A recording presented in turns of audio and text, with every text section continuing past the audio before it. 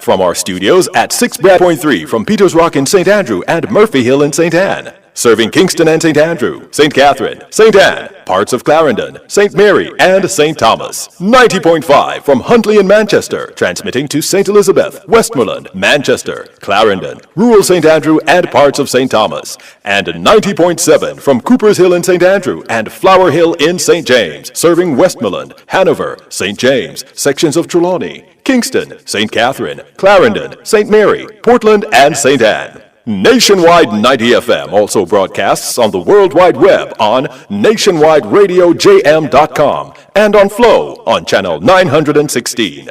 Nationwide 90 FM, a revolution in media. You're listening to Nationwide 90 FM. The time is 6 o'clock. From the studios of Nationwide Radio, morning radio the right way. It's Nationwide This Morning.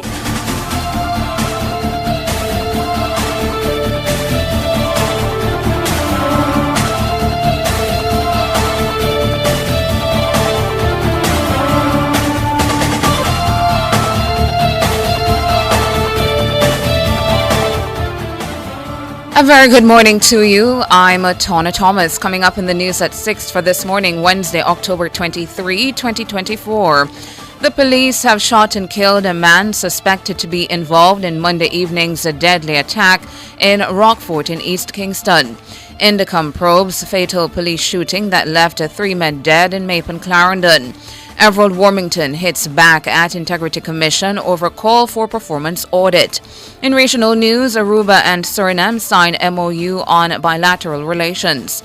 In international news, the Trump campaign accuses UK's Labour Party of election interference.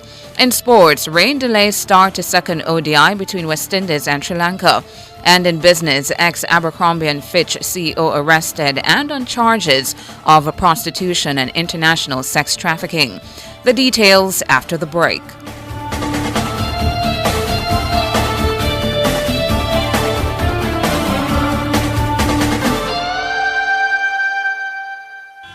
Halfway through Balmoral, Slab Road, Papine. Halfway through Balmoral, Slab Road, Papine. Yeah, alright. Yeah, just trying to map out all the National Bakery wholesale locations. So anywhere me there in Kingston, we can pull up on a National Wholesale and get me bread and snacks cheaper than anywhere else. But Bird Boss, you forget one. The newest one at that, with whole heap of parking. 3 miles, 207 Hagley Park Road. Wow, another one? National Wholesales, where every deal's a steal. It's always national. Catch the first news of the day. A comprehensive package of local, international, sports, and business news. The news at 6 on Nationwide 90 FM.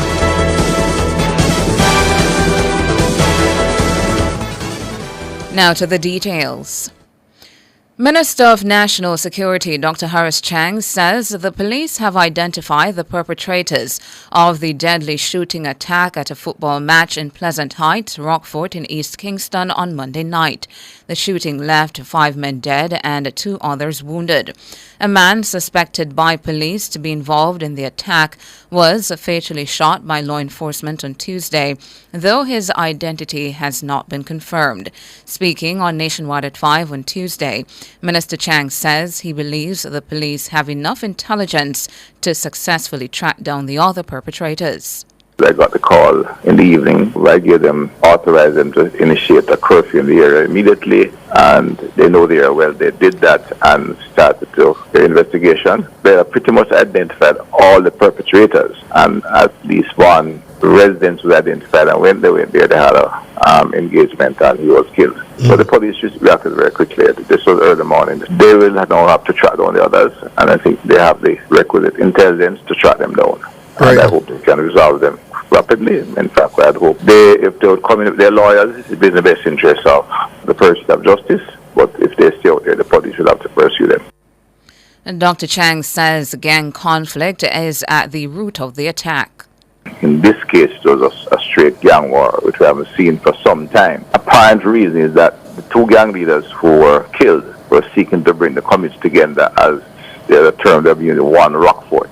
So they need that to be in a conflict inside of Rockfort. Both leaders were killed. I don't know what the basic reason is, but some of the kind of superficial view is that both were what you call elders One of them has been drawn from the United States, has some resources and tried to exercise some leadership himself, and his son was killed, and the leader from the other gang that are seeking to move from being gangsters to community leaders, genuine community leaders, and apparently this will not fit into the plans of other members of there who wish to retain their status as gangsters. Therefore, the police should have to deal with them. Dr. Horace Chang, Minister of National Security.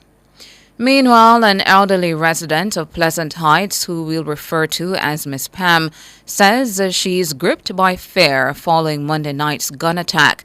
Miss Pam says the sound of gunfire shattered the joyous occasion in the community formerly known as Waurika Hills. When we sit on the veranda, me and the next lady, and then we hear pie, and me hear pie.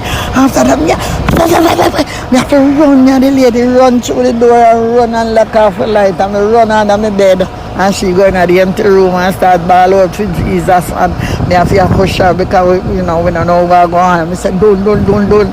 And we just stay there until police come down. So God Almighty, 5 of them dead one time. Feel it, man. A 51-year-old reputed gangster and his 29-year-old son were among the victims. The community and sections of Oliver Road are now under a 48-hour curfew until 8 p.m. on Wednesday, October 23. However, Ms. Pam says she no longer feels safe in the neighborhood she's called home for decades.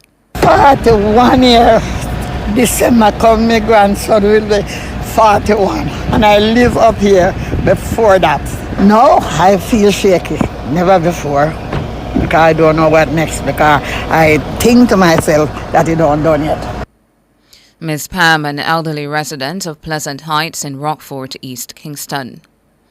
Now, the Independent Commission of Investigations, INDCOM, has launched its probe of a fatal police shooting that left 3 men dead in Mapen, Clarendon on Monday. The deceased men are 35-year-old Rasheen Latchman, 20-year-old Romaine Ferguson, and 32-year-old Davan Bailey. Reports are that the 3 men were killed in a gun battle. The shooting involved members from the area fugitive apprehension team. The 3 were among 5 men reportedly traveling in a white Toyota Probox when they were signaled by the police to stop but failed to comply. A police chase ensued in which gunfire was exchanged. The white Probox reportedly crashed and 5 men exited. 3 men were found suffering from gunshot wounds. They were pronounced dead at the Mapen Hospital. One 9mm pistol was reportedly recovered from the incident. Meanwhile, INDCOM says its teams were notified and dispatched to investigate the circumstances of 2 separate fatal shooting incidents in Bunkers Hill, Trelawney, and Rockfort, Kingston. Investigations are still being conducted and details are not yet available. INDCOM is reminding the public of the importance of independent witness information in the investigative process. Opposition spokesperson on Labour, Wavell Hines, is calling on Tourism Minister Edmund Bartlett to intervene in the alleged poor treatment of workers at Royalton Negril in Hanover. Hundreds of the hotel's workers protested at the staff entrance to the property on Monday, expressing discontent over what they say is poor treatment of staff, inadequate pay, and being overworked. Normalcy was restored to the hotel on Tuesday following a meeting between the hotel management and staff, but Mr. Hines says the concerns are troubling. I'm calling on Minister Bartlett and Minister Charles and the other relevant authorities to intervene swiftly and address the grievances of these workers. This situation cannot be allowed to continue. Workers across Jamaica deserve better, and we must push for fair treatment, proper compensation, and a system that ensures their well-being. 2 days off and an 8-hour work shift should be the standard, not the exception. Minister Bartlett and Labour Minister Pernell Charles Jr. are to meet with the management and staff of the Royalton Negril Hotel on Wednesday. Mr. Hines is urging them to act decisively, ensuring that workers receive the respect, rights and compensation they so rightly deserve. He says the current situation highlights the urgent need for stronger representation and unionization within the hospitality industry. I stand in solidarity with the hotel workers at Royalton and the Grill who have taken a courageous stand against the unacceptable working conditions they have been facing. These hard-working Jamaicans are the backbone of our tourism industry, and it is disheartening to hear of the persistent issues of inadequate pay, overwork, and mistreatment that continue to plague the sector. The concerns raised about being overworked and unpaid for overtime are deeply troubling. Wavell Hines, opposition spokesperson on Labour. Member of Parliament for South West St. Catherine, Everald Warmington, has hit back at the Integrity Commission's claim that it has been properly audited. Last week, the Integrity Commission rejected comments from the MP that it has not been audited in years. However, in a rebuttal in Parliament on Tuesday, Mr. Warmington says audited financial statements are not the same as a proper performance audit. Siobhan Campbell tells us more. I expect that the audit will get an audit report of that department before the next financial year, before the next budget comes here. There's no way we're going to approve another $2 billion for a department that has not been audited for years, okay? So I expect that the audit be laid here before March next year, because we're not going to allow it to pass through here. If I'm the only person to stand and say, no, I'm going to do it. That's the comment that triggered a strong rebuke from the Integrity Commission. It says its affairs have been properly audited since it came into existence. The Commission said it was shocked and concerned that Mr. Warmington and other MPs would be unaware of this. However, Mr. Warmington says that statement is misleading. The annual audit report referred to by them, as in their release, is a mere financial statement of the Integrity Commission financial transaction and financial position, and is not an audit of this critical government agency. What I demanded is a full compliance value for money audit of the Integrity Commission to audit and examine its management and administrative control, security control, information technology control, external and internal controls, human resources practices, policies and procedures, and oversight procedures of the Integrity Commission. Mr. Warmington says a mere financial audit is woefully inadequate from a body that receives such a significant sum from the public purse. Financial statement audit involves detailed testing of transaction, balances, and disclosure within the financial statement. Auditors examine documents, verifying calculations, and check compliance with regulations. Value for money audit involves reviewing programs, projects, and procedures to evaluate how well resources are managed. Auditors analyze performance metrics, review operation, and interview stakeholders to assess the effectiveness and efficiencies of resource utilization. The Southwest St. Catherine MP says the Auditor General, Pamela Monroe Ellis, as a commissioner, has also made herself complicit in this mischaracterization. Mr. Warmington says Mrs. Monroe Ellis's department would normally carry out the required value for money audit. However, her position on the commission presents a conflict of interest. He says the Integrity Commission's Oversight Committee of Parliament must now find an independent auditor for the anti-corruption body. What this means is that the auditor to conduct the value for money audit must be selected by the Parliament Oversight Committee and not the Integrity Commission itself. All the posturing, misinformation, misleading statements, or the denigration of members of Parliament and insult by the Chairman of the Integrity Commission can never and will never deter me from demanding an audit report for the Integrity Commission before any more funds are provided by Parliament to this entity. Siobhan Campbell for Nationwide News. PNP caretaker for South Manchester, Senator Peter Bunting, is questioning whether the Hurricane Beryl relief support is reaching those who suffered real damage from the storm.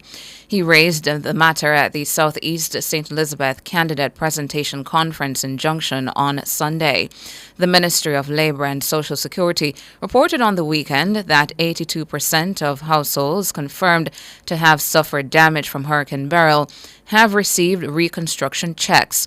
But according to Senator Bunting, his checks on the ground don't support that claim. I had to pick up my phone. I called Councillor Bryce of Newport. I called Councillor Robinson of Alligator Pond. I called Councillor Leighton Smith of Southeast. I called Miranda from Southwest. Manchester, South Manchester and South St. Elizabeth were probably the hardest hit constituencies. And out of the four of them, only one could recognize a handful of people who had received assistance. 4 out of 5 supposedly have received assistance, but we struggle to identify anyone.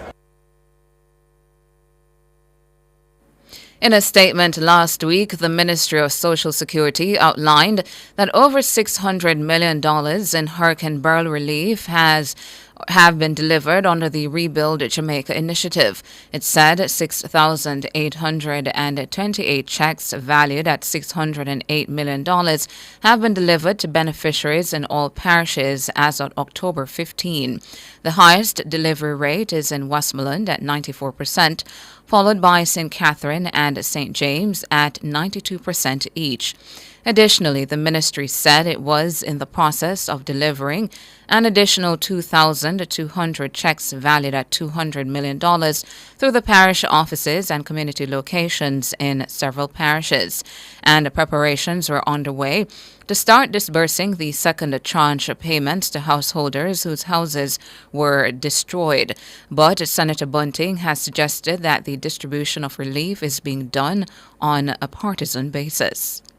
My question is it the needy who are receiving these assistance payments, or is it the greedy who are receiving the assistance payment? Comrade TJ told me a story a few months ago. Said a certain minister came trying to get upon to give out checks to fishermen who, when storm did blow some time back, lose them fishing pots. Yet him said the first 2 people who get checked don't even have boat to go see. Them green though, them green. But them don't even own a boat, them don't even have a boat to go see. So these are the times we are living in, where the people who are getting the rewards are not the people who deserve it. Senator Peter Bunting, PNP caretaker for South Manchester. And that's it for the local segment of the news. Up next, regional and international.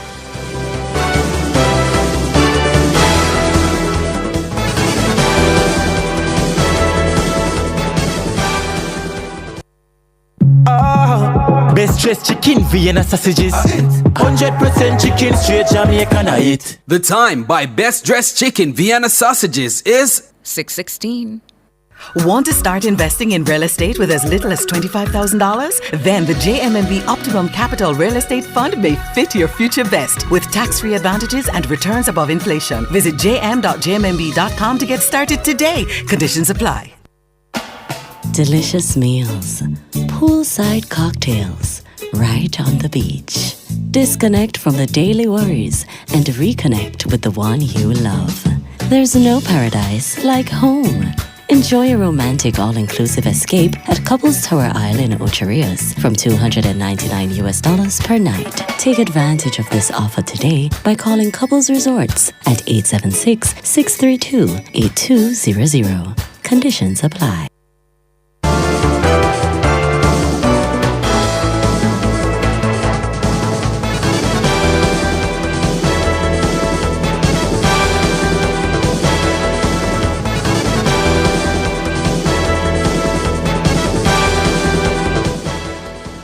In regional and international news now, regional, Aruba and Suriname have signed a memorandum of understanding to deepen bilateral cooperation. The agreement emphasizes the historical ties between the two Dutch-speaking nations. The state-owned communications service Suriname said the agreement covers a broad spectrum of sectors, including economy and trade, corporate social responsibility, logistics, agriculture, tourism, education, culture, healthcare, and energy. The agreement was signed by Suriname's Minister of Foreign Affairs, Albert Ramden, and Aruba's Prime Minister, Evelina Weaver-Crowes. International now, Donald Trump's campaign has accused British Prime Minister Keir Starmer's Labour Party of blatant foreign interference in the U.S. presidential election. This after some volunteers traveled to help campaign for Kamala Harris.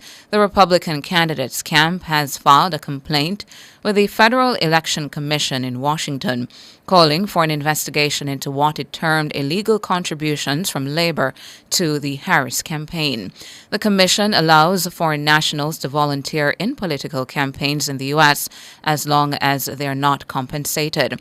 Sakir, who met Trump last month, said party staff going to the U.S. to campaign for Democratic candidate Kamala Harris were volunteers. British political volunteers have long traveled to the U.S. ahead of elections, with activists of the center-left Labour Party typically supporting the Democrats, its sister party, and conservatives backing the Republicans. British officials who asked not to be named told Reuters that some senior Labour advisors traveled to meet with Democrat strategists in recent months on the back of their landslide victory in the British election in July. And that's it for regional and international. Up next, sports.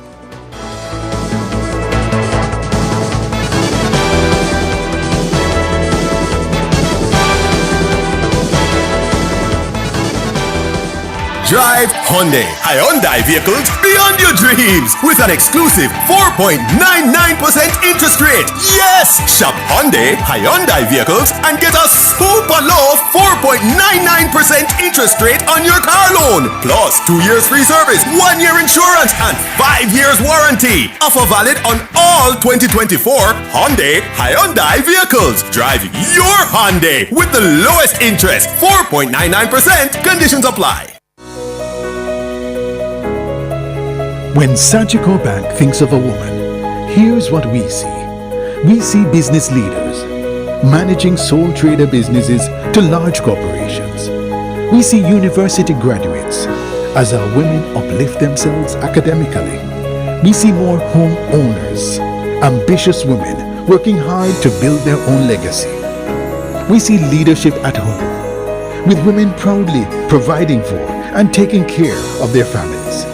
We see entrepreneurs, Jamaican women playing a leading role in our economic growth. At Sagicor Bank, we see the invaluable contribution of women in the home, communities, businesses, and development of our country. That's why we're in their corner, supporting Jamaica's women as they strive to achieve their dreams.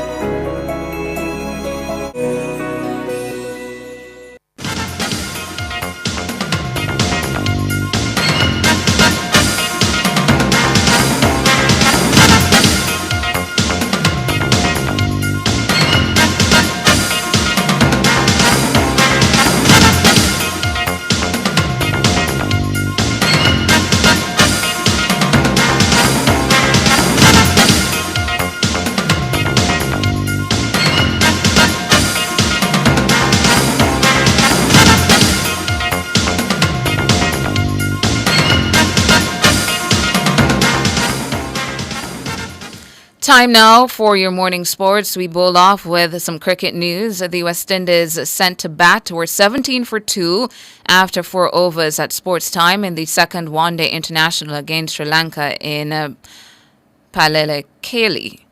Alec Athanaze is the man dismissed for 1. Jamaica's Brandon King was also dismissed for 16. Casey Carty and captain Shea Hope are the not-out batsmen. The game was reduced to a 44-over-side affair caused by a lengthy delay to the start due to rain. The West Indies team is unchanged from the one which lost the first game by 5 wickets. 2 of the real heavy hitters of world football, Bayern Munich and Barcelona, will clash in a big UEFA Champions League showdown at the Barcelona Olympic Stadium this afternoon at 3 o'clock Jamaica time. Both teams have just 1 win apiece in this season and will be looking to get back their respective campaigns back on track. In other fixtures, Brest welcome Bayern Leverkusen, Atletico Madrid host Lille, Manchester City entertain Sparta Prague, RB Leipzig play Liverpool, and Young Boys face Inter Milan. Now, Jamaican boxer Fabian Tucker will take on Jaden Eccleston of the Cayman Islands in a light heavyweight pro contest in the Cayman Islands next month. Tucker is a seasoned veteran, while Eccleston, a two-time Caribbean champion, will be making his professional debut. Tucker's trainee, Felipe Sanchez, says he's impressed by what his fighter has shown in training.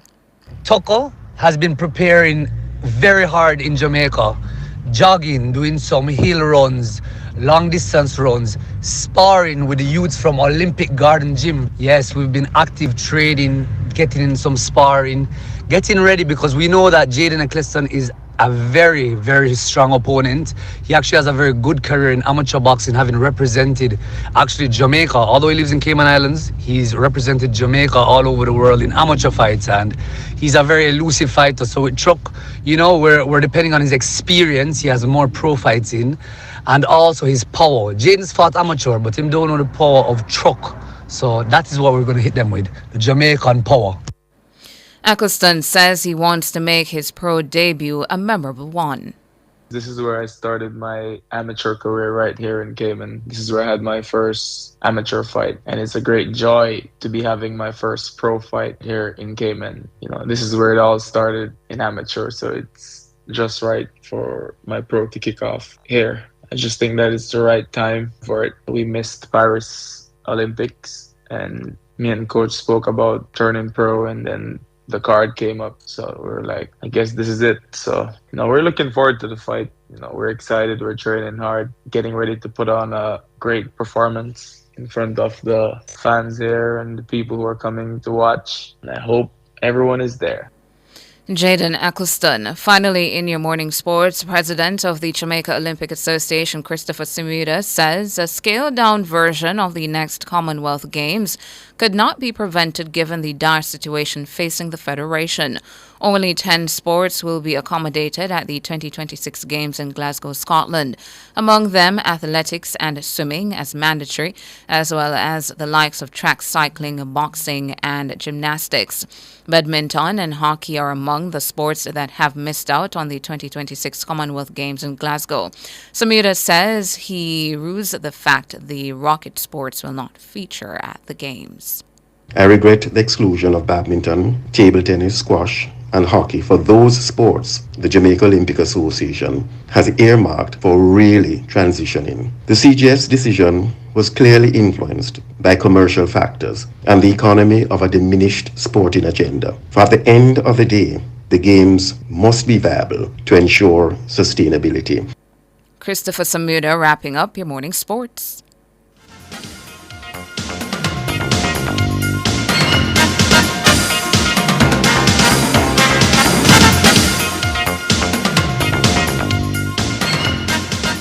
The Ministry of Justice's Legal Aid Council invites you to the St. Mary leg of the Legal Aid Fair for persons with disabilities. Persons living with disabilities will have the opportunity to access justice services such as legal advice, victim support, child diversion, and restorative justice, along with other government services. Come out to the Claude Stewart Park on October 23, 2024 to access all your justice services.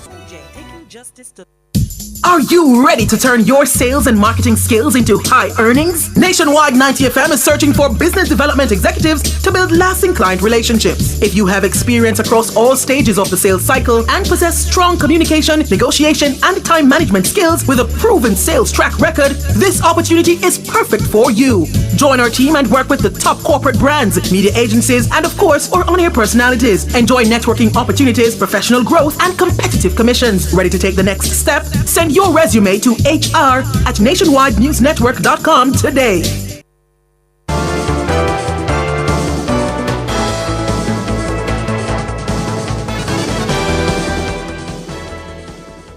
In business this morning, the former CEO of Abercrombie & Fitch A&F and his partner have been arrested and charged with running a prostitution and international sex trafficking business. The BBC is reporting that the authorities arrested former fashion executive Mike Jeffers, his partner Matthew Smith, and the couple's alleged middleman James Jacobson on Tuesday morning. Federal prosecutors said the men used force, fraud, and coercion to engage in violent and exploitive sexual acts. Mr. Jeffries and his partner have previously denied any wrongdoing via their lawyers, and Mr. Jeffries' lawyer told the BBC on Tuesday that they would respond in detail to the allegations after the indictment is unsealed. The FBI opened an investigation last year after the BBC revealed claims that Jeffries and his partner sexually exploited and abused men at events they hosted in their New York residences and hotels around the world. The BBC investigation found that there was a sophisticated operation involving a middleman and a network of recruiters tasked with finding men for these events. On Tuesday, U.S. Attorney for the Eastern District of New York, Breon Peace, alleged that Mr. Jeffries used his wealth, power, and status as CEO of A&F to traffic men for his own sexual pleasure and for the pleasure of his partner, Mr. Smith. Now, the BBC is also reporting that a McDonald's sandwich has been making people sick in the U.S. That's according to the Centers for Disease Control and Prevention, CDC. The CDC announced on Tuesday that E. coli, a type of bacteria that can cause serious stomach problems, has been found in the restaurant's quarter-pounder sandwiches. So far, the CDC has recorded 49 cases of illness across 10 states. 10 cases resulted in patients being admitted to hospital, and 1 person has died. The CDC says most of the cases were recorded in western and Midwest states. Finally now, in foreign exchange trading this morning, the Jamaican dollar has gained 67 cents and will open trading today, selling for an average $158.26 against the benchmark U.S. dollar. The Jamaican dollar has lost 21 cents and will open trading today, selling for an average $115.13 against the Canadian. And finally, the Jamaican has lost 25 cents and will open trading today, selling for an average $207.07 against the British pound. That's it for business this morning.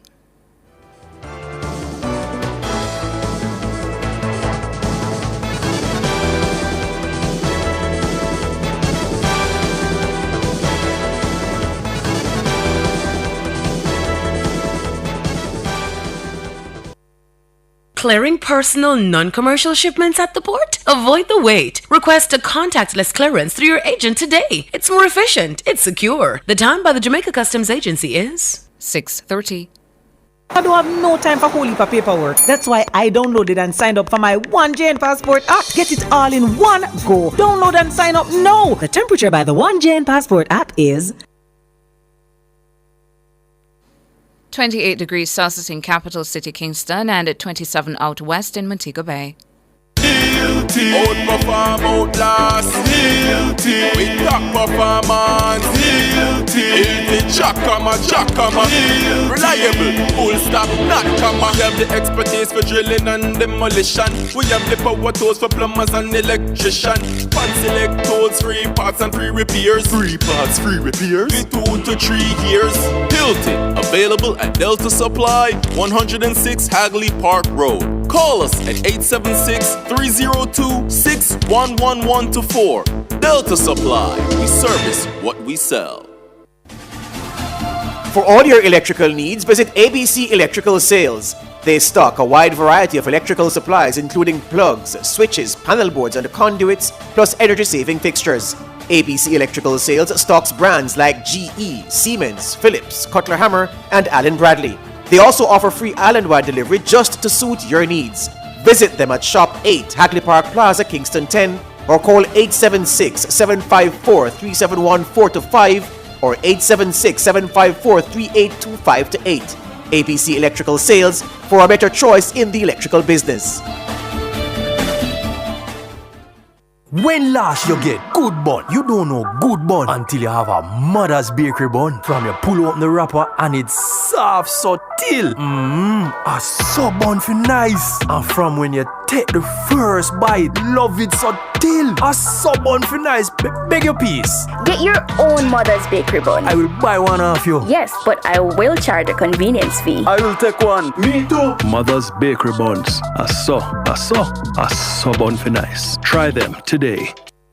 Attention motorists. It's time to switch to the T-Tag on Highway 2000 East-West. Vehicles using the automated T-Tag lane are processed in seconds, so you can pass through the toll plazas far quicker. The T-Tag makes it quicker, more cost-efficient, and safer for our customers. So switch to the T-Tag today and experience the convenience. The discount on T-Tag packages has been extended. Get yours for only $1,500, including a $500 toll credit from now until October 31st.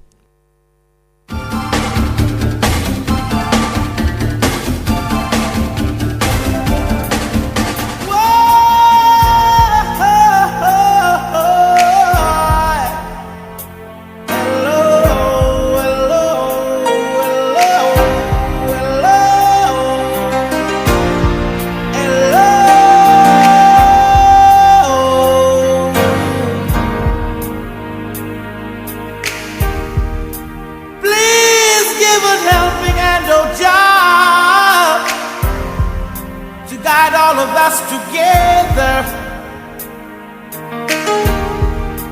People are straying and straying, dividing themselves from each other. There's too many hopeless souls and ragamuffin soldiers. What we need is love. And what we need, everybody, we want vice versa love to all the hungry. Vice versa love, come on and get some. Vice versa love, come on and get it. Vice versa love.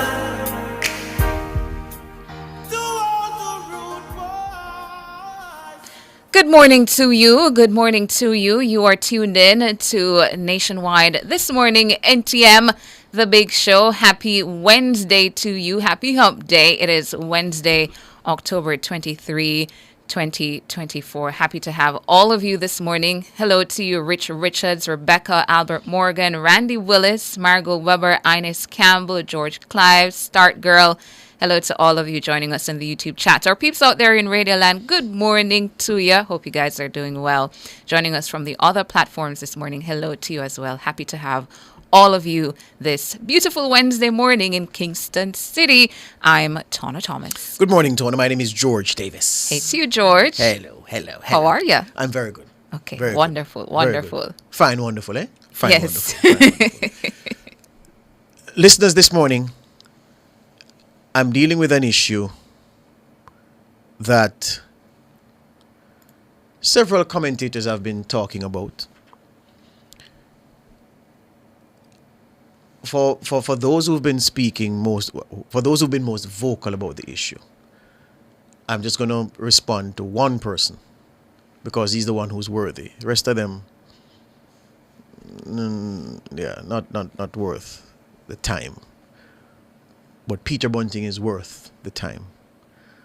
Let's listen to what Mr. Bunting had to say at a PNP meeting in St. Elizabeth on the weekend. Comrades, we're in strange times in Jamaica. We're living in strange times. Strange times because interesting behavior is rewarded. So, for example, if you're a police officer and you have ambition and you want to turn a senior superintendent of police, you think those who out there are face down bad man, the dog-hearted gunman, the man criminal, they would be rewarded with promotion. You think it's those who are investigating crime, putting tight cases together and putting criminals behind bars would be rewarded.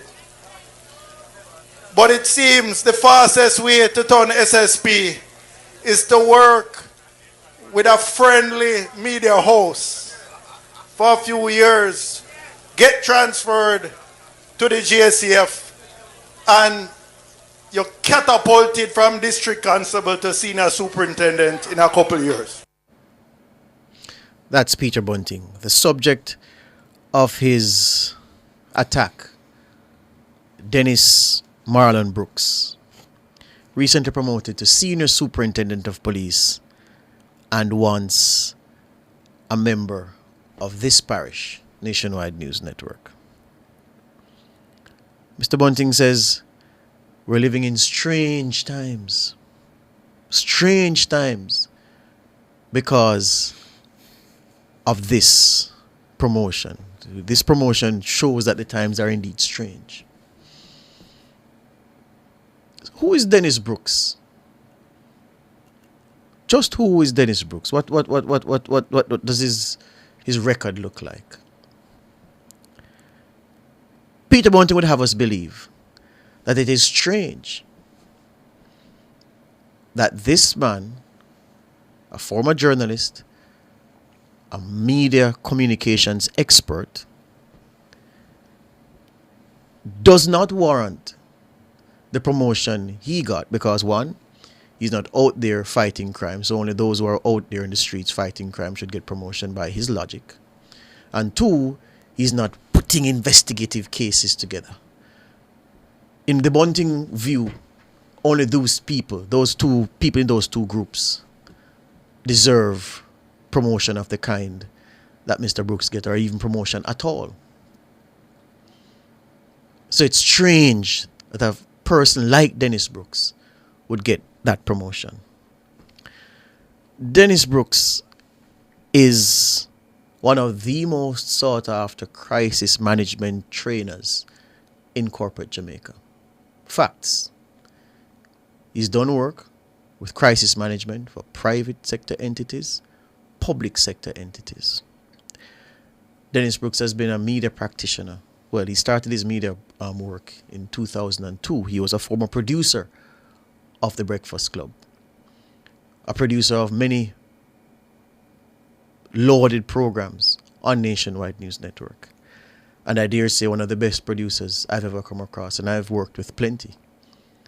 And he is in the top tier. Creativity, the ability to write a script, the ability to think creatively, and the ability to make the people who go on air sound as if they're the greatest thing ever. He has that gift. Not many producers have that gift. He does have that gift. Beyond that, Dennis Brooks holds a BSc, Bachelor of Science degree in psychology. Dennis Brooks has a paralegal certificate. In December this year, Dennis Brooks will have declared for him a MSc in International Public and Development Management, master's degree. Dennis Brooks has had more than 12 publications in international journals. Now, apart from the MSc, which is coming in December, he went into the JCF with all the other credentials. Now, Mr. Bunting may not know, but in 2020, the JCF launched an accelerated promotion program. It was the program hailed by the Crime Monitoring Oversight Committee, CMOC, for causing significant improvements to be observed in the force's human resource. The program aims to expand the number of senior officers in the constabulary by promoting rank and file police personnel after extensive vetting and training. The program has promoted hundreds of police personnel since being launched in 2020. Mr. Bunting said after a couple of years, Dennis Brooks, without calling the name, but that's who he was talking about, was catapulted into the rank of Senior Superintendent of Police. A couple of years, a couple defined as 2, right? We're taking him by what he said. Dennis Brooks has been a member of the JCF for 5 years and counting. In his 5th year, in his 6th year, so this would be his 6th year. In his 6th year, he gets that promotion. So, A man with a BSc in psychology, a paralegal certificate, about to earn a master's degree in international public development. A man whose work has been published in over a dozen journals. A man who's been a media practitioner for 20 plus years. A man who has produced some of the best and most consumed programs in media in his time. Him getting promoted in the JCF is strange, according to Peter Bunting. Why would he say that? He said that, and of course, well, he's a man of research, so he would know Dennis's antecedents, but he wouldn't mention them because he wants to poison the mind of people against Dennis Brooks. And then, you notice I haven't gone to the kicker yet, the friendly media house. So his logic is this. It is strange that this policeman, with all of these achievements to his name, all of these qualifications, it is strange that this policeman, who was transferred from a friendly media house to the JCF, gets catapulted within 2 years. All of that reasoning is wrong. You work for Nationwide, you don't get transferred to anywhere else. The JCF is not a part of the Nationwide media group. So you get transferred from one department to the other. He left here after 12 years of service, applied for, and was hired by the JCF. It's not a transfer. And words are important because if you're transferred, you won't face a process of competitive bidding for the job that you are going for. He earned that job. It wasn't a transfer. And he wasn't catapulted anywhere in a couple of years. In his 6th year, he got that promotion. And the friendly media house part. You know, the PNP makes it seem as if everything about Nationwide is evil. And Nationwide is the most damaging thing that exists where the PNP is concerned, and we're the bane of their existence. We represent that thing that can torpedo their very existence. We are an existential threat. Are we? The PNP at the same time makes it seem as if communication isn't important. So in his role as senior communications strategist, and the work that he has put in, the fact that he has submitted himself to a program, he's aced that program as he has aced everything else in his life. And Mr. Brooks matriculating to the position where he can go forward in his career and he gets that promotion. But because he's into communication, it's not important, because to the PNP, communication is not important. Is that so? How is communication not important to the PNP? When, since October 1, they've sent 29 press releases to the media. By the way, we've been copied on all of them, every single one. And we've carried most, if not many of them, in our newscasts, coming from various opposition spokespersons, this, that. Yeah, we don't discriminate. We report the news fairly here. So if communication is not important, that means that the communications unit at Old Hope Road is wasting their time. And the machinery has cranked out 29 press releases. And I'm not counting the ones from the PNP Patriots or the PNP YO. I'm just talking about the ones that say Team PNP. There have been 29 of those since October 1. I know because I counted them. And I also looked through our news archives to see how many of those we would have carried. So communication, no importance. So the communication man getting a promotion in his 6th year represents strange times. What kind of logic is that, Peter Bunting? I've said here before that something has happened to the gentleman. The accelerated promotion program exists to improve and enhance the JCF and the people it serves. The JCF is a much better organization now than the one Peter Bunting left when he was National Security Minister. And under his watch, or on his watch, as National Security Minister, there was improvement in the force. There were improvements, gradual improvements in the force. So he advanced it from where he took it, in my view. And then those who've led the National Security Ministry after him have supported the further improvement of the JCF. And so you invite Jamaicans who don't have information to view a gentleman in a negative light simply because he works at a friendly media house. You know, there are things about that part that I'm tempted to say, but I will not say.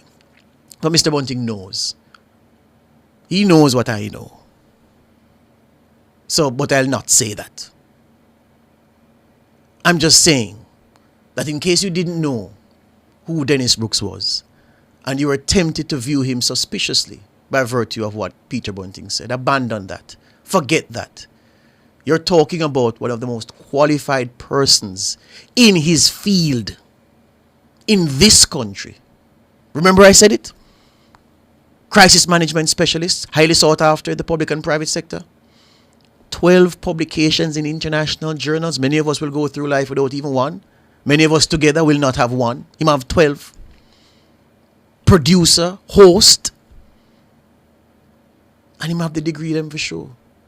And he got most of these, the overwhelming majority of what he has on paper, he got before he set foot in the JCF over 5 years ago. Why would you attack a man like that? And why would you attack a media house? And why would you downplay the value of communication when Old Hope Road is busy communicating daily? Makes no sense. And, you know, said strange times. It is sad to see the putrefaction of the intellect of a man that really ought to know and act better.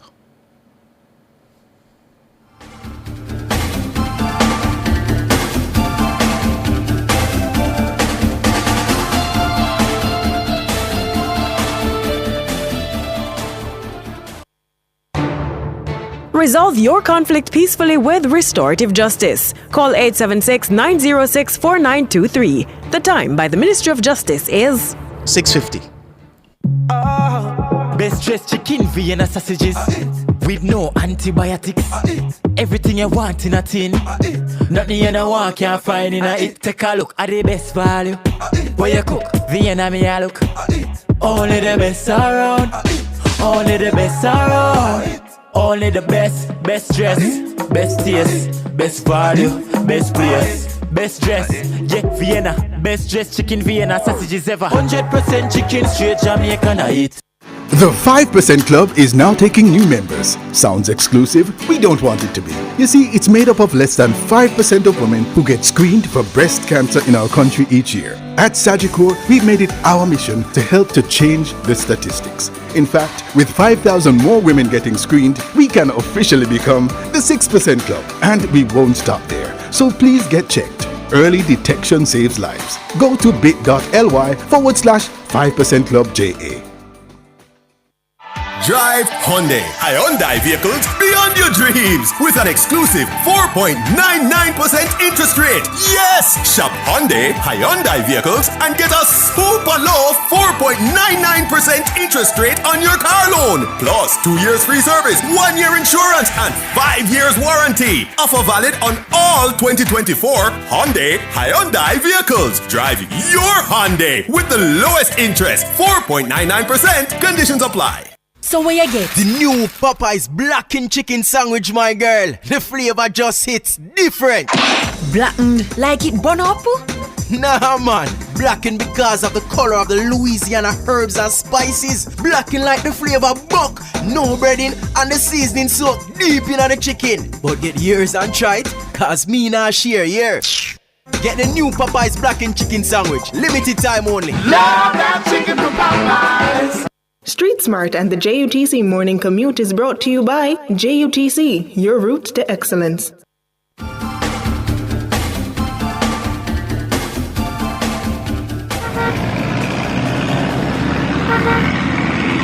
Time out for Street Smarts with Ludlow McLean. Ludlow McLean, what's the situation on the roads, my brother?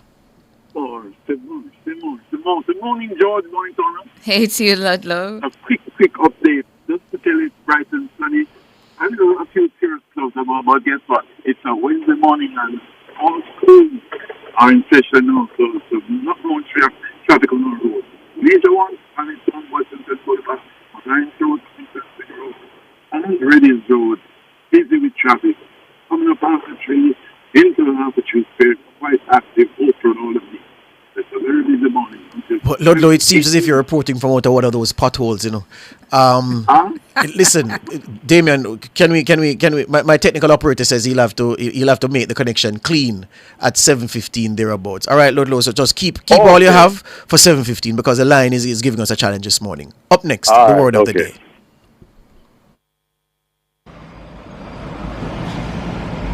Street Smart and the JUTC Morning Commute was brought to you by JUTC, your route to excellence.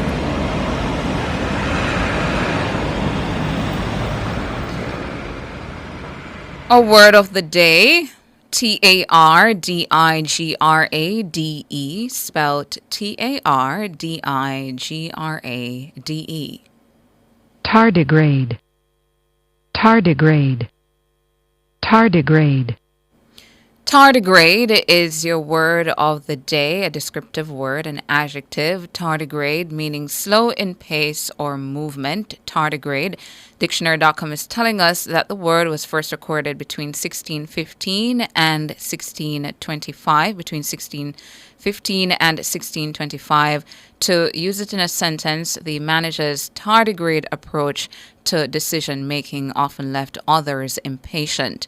Another for you, the tardigrade recovery of the patient concerned the doctors as they expected quicker progress. Tardigrade is your word of the day, spelled tardigrade, meaning slow in pace or movement. Up next, your features at the top of the hour, the news.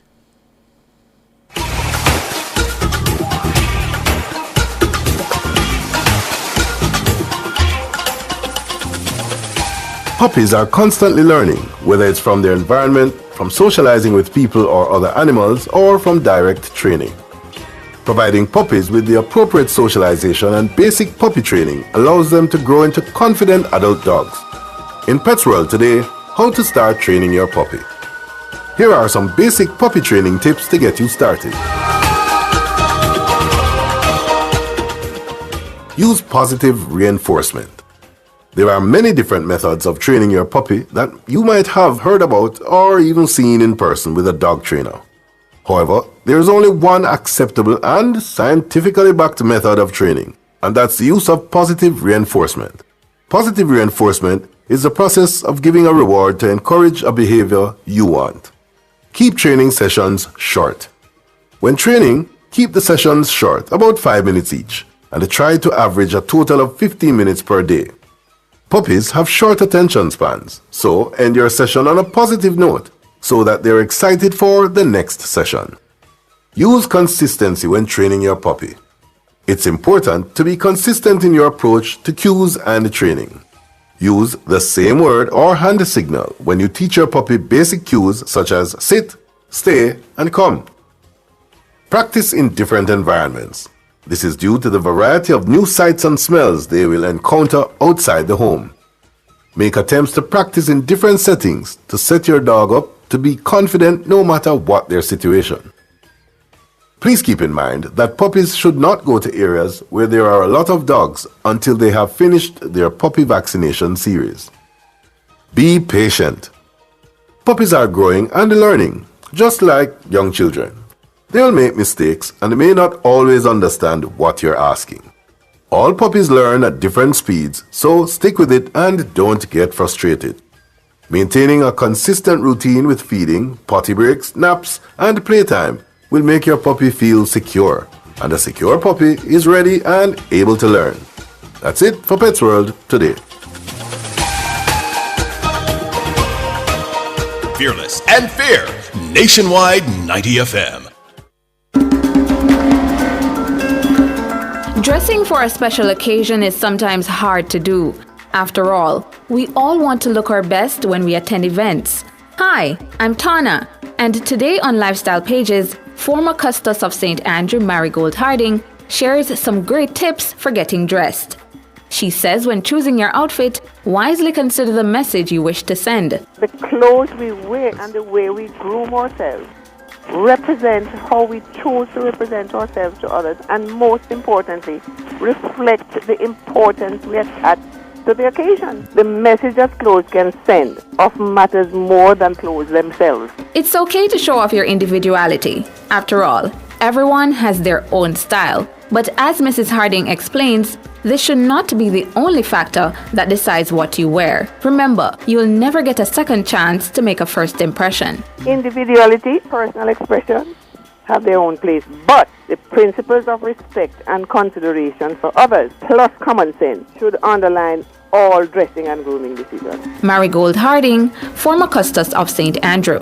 I'm Tana, and those are your lifestyle pages.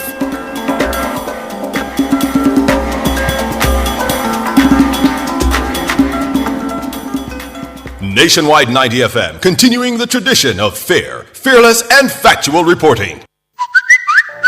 News on the go. The latest stories from Jamaica and around the world are literally a finger tap away.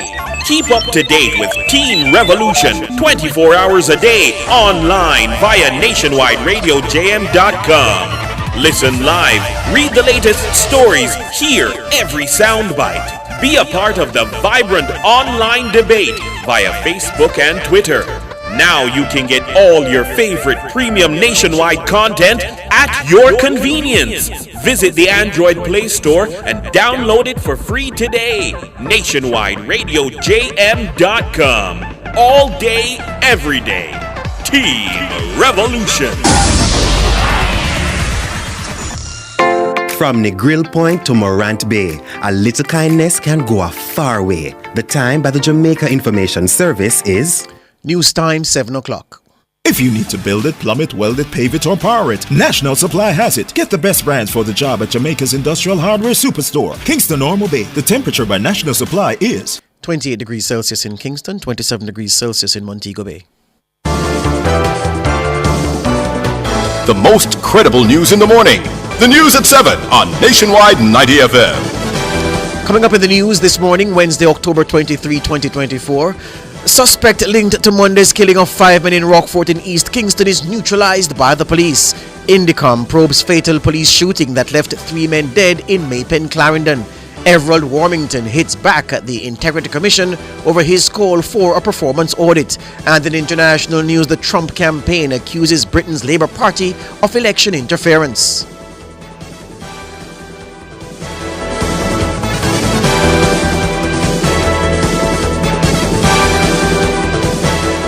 News at 7 is brought to you by Hyundai. Modern, premium, affordable vehicles.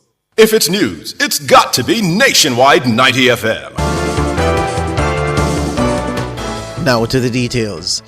The National Security Minister Dr. Horace Chang says the police have identified the perpetrators behind the deadly shooting attack at a football match in Pleasant Heights, Rockfort in East Kingston on Monday evening. The shooting left 5 men dead and 2 others wounded. A man suspected by the police to be involved in the attack was fatally shot by law enforcement personnel on Tuesday, although his identity has not been released. Speaking on Nationwide at 5 on Tuesday, Minister Chang says he believes the police have enough intelligence to successfully track down the other perpetrators. I got the call in the evening. I authorized them to initiate a curfew in the area immediately, and they know the area well. They did that and started their investigation. They have pretty much identified all the perpetrators, and at least one resident was identified, and when they went there, they had a engagement, and he was killed. So the police just reacted very quickly. This was early morning. They will now have to track down the others, and I think they have the requisite intelligence to track them down. And I hope they can resolve them rapidly. In fact, I hope if they would come in with their lawyers, it would be in the best interest of the pursuit of justice. But if they stay out there, the police will have to pursue them. Dr. Chang says Monday's shooting incident was motivated by gang conflict. In this case, it was a straight gang war, which we haven't seen for some time. Apparent reason is that the 2 gang leaders who were killed were seeking to bring the community together, as the term they're using, one Rockfort. So there need not to be any conflict inside of Rockfort. Both leaders were killed. I don't know what the basic reason is, but some of the kind of superficial view is that both were what you call elders. One of them has been to and from the United States, has some resources and tried to exercise some leadership himself, and his son was killed, and the leader from the other gang that are seeking to move from being gangsters to community leaders, genuine community leaders, and apparently this will not fit into the plans of other members of there who wish to retain their status as gangsters. Therefore, the police should have to deal with them. That's Dr. Horace Chang, National Security Minister. Meanwhile, an elderly resident of Pleasant Heights, who we'll refer to as Ms. Pam, says she's fearful following Monday's gun attack. She says the sound of gunfire shattered the joyous occasion in the community, formerly known as Warwicker Hills. When we sit on the veranda, me and the next lady, and then we hear pie, and me hear pie. After that, me have to run, and the lady run through the door and run and lock off the light, and me run under my bed. And she go in the empty room and start bawl out for Jesus, and me have to push her because we don't know what's going on. Me say, don't. And we just stay there until police come down. So, God Almighty. 5 of them dead one time. Feel it, man. A 51-year-old reputed gangster and his 29-year-old son were among the victims of Monday's shooting. The community of Pleasant Heights and the sections of Oliver Road are now under a 48-hour curfew, which is set to be lifted at 8 p.m. on Wednesday, October 23. Ms. Pam says she no longer feels safe in the neighborhood she's called home for decades. 41 years. December come, my grandson will be 41, and I live up here before that. No, I feel shaky. Never before. Because I don't know what next, because I think to myself that it don't done yet. Ms. Pam, an elderly resident of Pleasant Heights in Rockfort, East Kingston. The Independent Commission of Investigations, INDCOM, is probing a fatal police shooting that left 3 men dead in Maypen, Clarendon on Monday. The deceased are 35-year-old Rashane Latchman, 20-year-old Romaine Ferguson, and 32-year-old Davion Bailey. Reports are that the 3 men were killed in a gunfight. The shooting involved members of the area fugitive apprehension team. The 3 were among 5 men reportedly traveling in a white Toyota Probox motorcar when they were signaled by the police to stop. But the men reportedly failed to comply. A chase ensued in which gunfire was exchanged. The white Probox reportedly crashed and 5 men exited the vehicle. 3 men were later found suffering from gunshot wounds. They were pronounced dead at the Maypen Hospital. 1 9mm pistol was reportedly recovered during the incident. Meanwhile, INDCOM says its teams were notified and dispatched to investigate these circumstances behind the 2 separate shooting incidents in Bunkers Hill, Trelawney and Rockfort in East Kingston. Investigations are still being conducted, and details are not yet available. Opposition spokesman on Labour, Wavell Hines, is calling on Tourism Minister Ed Bartlett to intervene in the alleged poor treatment of workers at Royalton Grill in Hanover. Hundreds of the hotel's workers protested at the staff entrance to the property on Monday, expressing discontent over what they say is poor treatment of staff, inadequate pay, and them being overworked. Normalcy was restored to the hotel on Tuesday following a meeting between the hotel management and staff. Mr. Hines says the concerns are troubling. I'm calling on Minister Bartlett and Minister Charles and the other relevant authorities to intervene swiftly and address the grievances of these workers. This situation cannot be allowed to continue. Workers across Jamaica deserve better, and we must push for fair treatment, proper compensation, and a system that ensures their well-being. 2 days off and an 8-hour work shift should be the standard, not the exception. Minister Bartlett and Labour Minister Pernell Charles Jr. are due to meet with the management and the staff of Royalton Grill later on Wednesday. Mr. Hines is urging them to act decisively and ensure that workers receive the respect, rights and compensation that they rightly deserve. He says the situation highlights the urgent need for stronger representation and unionization within the hospitality industry. I stand in solidarity with the hotel workers at Royalton and the Grill who have taken a courageous stand against the unacceptable working conditions they have been facing. These hard-working Jamaicans are the backbone of our tourism industry, and it is disheartening to hear of the persistent issues of inadequate pay, overwork, and mistreatment that continue to plague the sector. The concerns raised about being overworked and unpaid for overtime are deeply troubling. Wavell Hines, opposition spokesman on Labour. The Member of Parliament for South West St. Catherine, Everald Warmington, has hit back at the Integrity Commission's claim that it has been properly audited. Last week, the Commission rejected comments from the MP that it has not been audited in years. However, in a rebuttal in Parliament on Tuesday, Warmington says audited financial statements are not the same as a proper performance audit. Siobhan Campbell tells us more. I expect that the audit will get an audit report of that department before the next financial year, before next budget comes here. There's no way we're going to approve another $2 billion for a department that has not been audited for years. Okay? So I expect that the audit be laid here before March next year, because we're not going to allow it to pass through here. If I'm the only person to stand and say, no, I'm going to do it. That's the comment that triggered a strong rebuke from the Integrity Commission. It says its affairs have been properly audited since it came into existence. The Commission said it was shocked and concerned that Mr. Warmington and other MPs would be unaware of this. However, Mr. Warmington says that statement is misleading. The annual audit report referred to by them as in their release is a mere financial statement of the Integrity Commission financial transaction and financial position, and is not an audit of this critical government agency. What I demanded is a full compliance value for money audit of the Integrity Commission to audit and examine its management and administrative control, security control, information technology control, external and internal controls, human resources practices, policies and procedures, and oversight procedures of the Integrity Commission. Mr. Warmington says a mere financial audit is woefully inadequate from a body that receives such a significant sum from the public purse. Financial statement audit involves detailed testing of transaction, balances, and disclosure within the financial statement. Auditors examine documents, verifying calculations, and check compliance with regulation. Value for money audit involves reviewing programs, projects, and procedures to evaluate how well resources are managed. Auditors analyze performance metrics, review operation, and interview stakeholders to assess the effectiveness and efficiencies of resource utilization. The Southwest St. Catherine MP says the Auditor General, Pamela Monroe Ellis, as a commissioner, has also made herself complicit in this mischaracterization. Mr. Warmington says Mrs. Monroe Ellis's department would normally carry out the required value for money audit.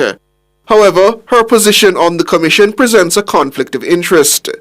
He says the Integrity Commission's Oversight Committee of Parliament must now find an independent auditor for the anti-corruption body. What this means is that the auditor to conduct the value for money audit must be selected by the Parliament Oversight Committee and not the Integrity Commission itself. All the posturing, misinformation, misleading statements, or the denigration of members of Parliament and insult by the Chairman of the Integrity Commission can never and will never deter me from demanding an audit report for the Integrity Commission before any more funds are provided by Parliament to this entity. Siobhan Campbell for Nationwide News. Thank you, Siobhan. PNP caretaker for South Manchester, Senator Peter Bunting, is questioning whether the Hurricane Beryl relief support is reaching those who suffered real damage from the storm. He raised the matter at the Southeast St. Elizabeth Candidate Presentation Conference in Junction on Sunday. The Ministry of Labour and Social Security reported on the weekend that 82% of households confirmed to have suffered damage from Beryl have received reconstruction checks. But according to Senator Bunting, his checks on the ground do not support that claim. I had to pick up my phone. I called Councillor Bryce of Newport. I called Councillor Robinson of Alligator Pond. I called Councillor Leighton Smith of Southeast. I called Miranda from Southwest. Manchester, South Manchester and South St. Elizabeth were probably the hardest hit constituencies. And out of the four of them, only one could recognize a handful of people who had received assistance. 4 out of 5 supposedly have received assistance, but we struggle to identify anyone. In a statement last week, the Labor and Social Security Ministry outlined that over $600 million in hurricane burial relief have been delivered under the Rebuild Jamaica initiative. It said 6,828 checks valued at $608 billion have been delivered to beneficiaries in all parishes as at October 15, the highest delivery rate in Westmoreland at 94%, followed by St. Catherine and St. James at 92% each. Additionally, the ministry said it was in the process of delivering an additional 2,200 checks valued at $200 million through the parish offices and the community locations in several parishes. And preparations were underway to start disbursing the second tranche of payments to householders whose homes were totally destroyed. But Senator Bunting is suggesting that the distribution of relief is being done on a partisan basis. My question is it the needy who are receiving these assistance payments, or is it the greedy who are receiving the assistance payment? Comrade TJ told me a story a few months ago. Said a certain minister came trying to get upon to give out checks to fishermen who, when storm did blow, some time back, lose them fishing pots. Yet him said the first 2 people who get checked don't even have boat to go and see. Them green though, them green. But them don't even own a boat, them don't even have a boat to go and see. So these are the times we are living in, where the people who are getting the rewards are not the people who deserve it. Senator Peter Bunting, PNP caretaker for South Manchester. Group Senior Executive for the RGR Gleaner Communications Group, Gary Allen, has been elected Chairman of the Media Association Jamaica Limited. The election took place on Tuesday. In the role, Gary Allen will complete the term of the current executive following the departure of Dr. Claire Grant. Jamaica Observer Limited's Managing Director Dominic Bobron and Sun City Radio boss Steve Billings remain the 2 deputy chairmen. Gary Allen, who previously headed the association, says he views the current assignment as transitional. He says there are several crucial matters on the agenda. Among them, he named the overdue reviews of the Access to Information Act and the Defamation Act, as well as the new Data Protection Act. He says as the country heads into a general election season, there are also matters of political advertising and the use of artificial intelligence and other digital tools that demand attention. Overseas news now. Donald Trump's campaign has accused British Prime Minister Keir Starmer's Labour Party of blatant foreign interference in the US presidential election. This after some volunteers traveled to help campaign for Kamala Harris. The Republican candidate's camp has filed a complaint with the Federal Election Commission in Washington, calling for an investigation into what it termed illegal contributions from Labour to the Harris campaign. The commission allows foreign nationals to volunteer in political campaigns in the US as long as they are not compensated. Sir Keir, who met Trump last month, said party staff going to the US to campaign for Harris were volunteers. British political volunteers have long travelled to the US ahead of elections. Activists of the centre-left Labour Party typically support the Democrats, its sister party, while Conservatives back the Republicans. That's it for news. News at 7 was brought to you by Hyundai.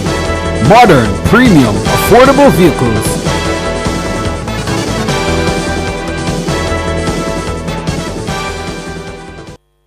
Sign up for the JN Money Card. It's safe, convenient, and free. The time by JN Money is 7:16. Attention Path beneficiaries of Morant Bay St. Thomas. Exciting news! No more traveling to Yellow. Starting this October, you can now collect your Path payments at JN Money Services located at Tower Solutions Limited, 26 Queen Street, Morant Bay. For more information, call Path 876-922-8007 to 13 or visit the Ministry's website mlss.gov.jm. Path, advancing your family, developing Jamaica. A message from the Ministry of Labour and Social Security, providing opportunity, stability and social protection. We have all been there. You feel the flu coming on and you want to catch it early before you start feeling horribly sick. But between syrups, rubs, drops, pills, and sprays, it's hard to know what to use for which symptom. Don't worry, when it comes to everything cold and flu, choose Pharmacold and Flu. This little tablet relieves nasal congestion, sore throat, pain, and fever. Get on with your day with Pharmacold and Flu. Distributed by Massey Distribution. Thinking of going overseas to study but have more questions than answers? Attend COPFest 2024, the ultimate education fair at the Jamaica Pegasus Hotel on October 29 and 30. Meet with schools from across the world. Explore McGill University, Seneca Polytechnic, University of South Florida, and many others. Receive professional guidance to unlock your next educational move. On-spot applications available. Join them at the Jamaica Pegasus on October 29 to 30 from 3 p.m. to 8 p.m. Admission is free. Are you ready to turn your sales and marketing skills into high earnings? Nationwide 90FM is searching for business development executives to build lasting client relationships. If you have experience across all stages of the sales cycle and possess strong communication, negotiation, and time management skills with a proven sales track record, this opportunity is perfect for you. Join our team and work with the top corporate brands, media agencies, and of course, our on-air personalities. Enjoy networking opportunities, professional growth, and competitive commissions. Ready to take the next step? Send your resume to hr@nationwidenewsnetwork.com today. Street Smart and the JUTC Morning Commute is brought to you by JUTC, your route to excellence.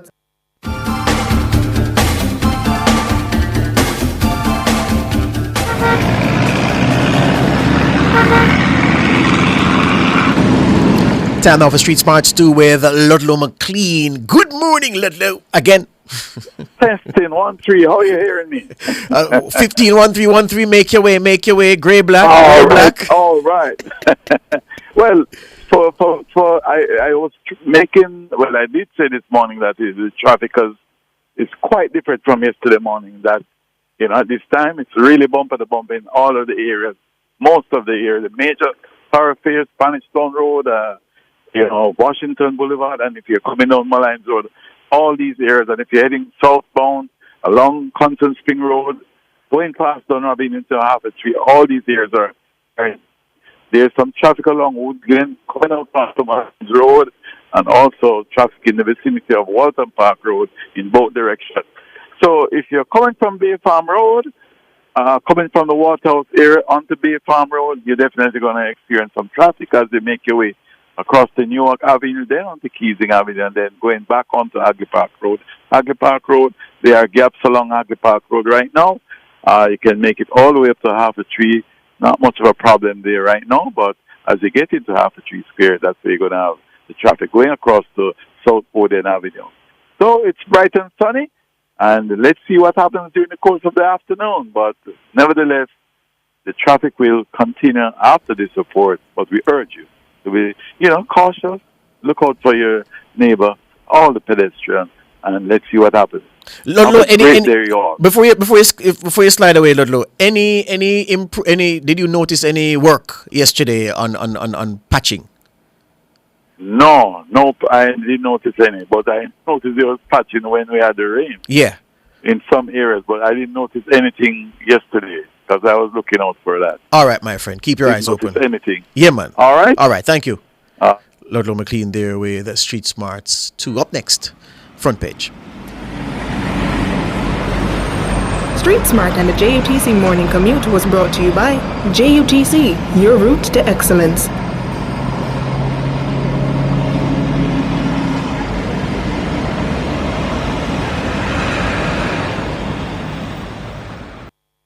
Front page is brought to you today by ABC Electrical Sales, for a better choice in the electrical business.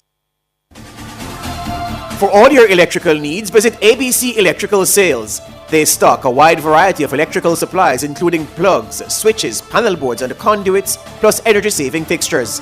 ABC Electrical Sales stocks brands like GE, Siemens, Philips, Cutler Hammer and Allen Bradley. They also offer free island-wide delivery just to suit your needs. Visit them at Shop 8, Hagley Park Plaza, Kingston 10, or call 876-754-3714-5 or 876-754-3825-8. ABC Electrical Sales, for a better choice in the electrical business.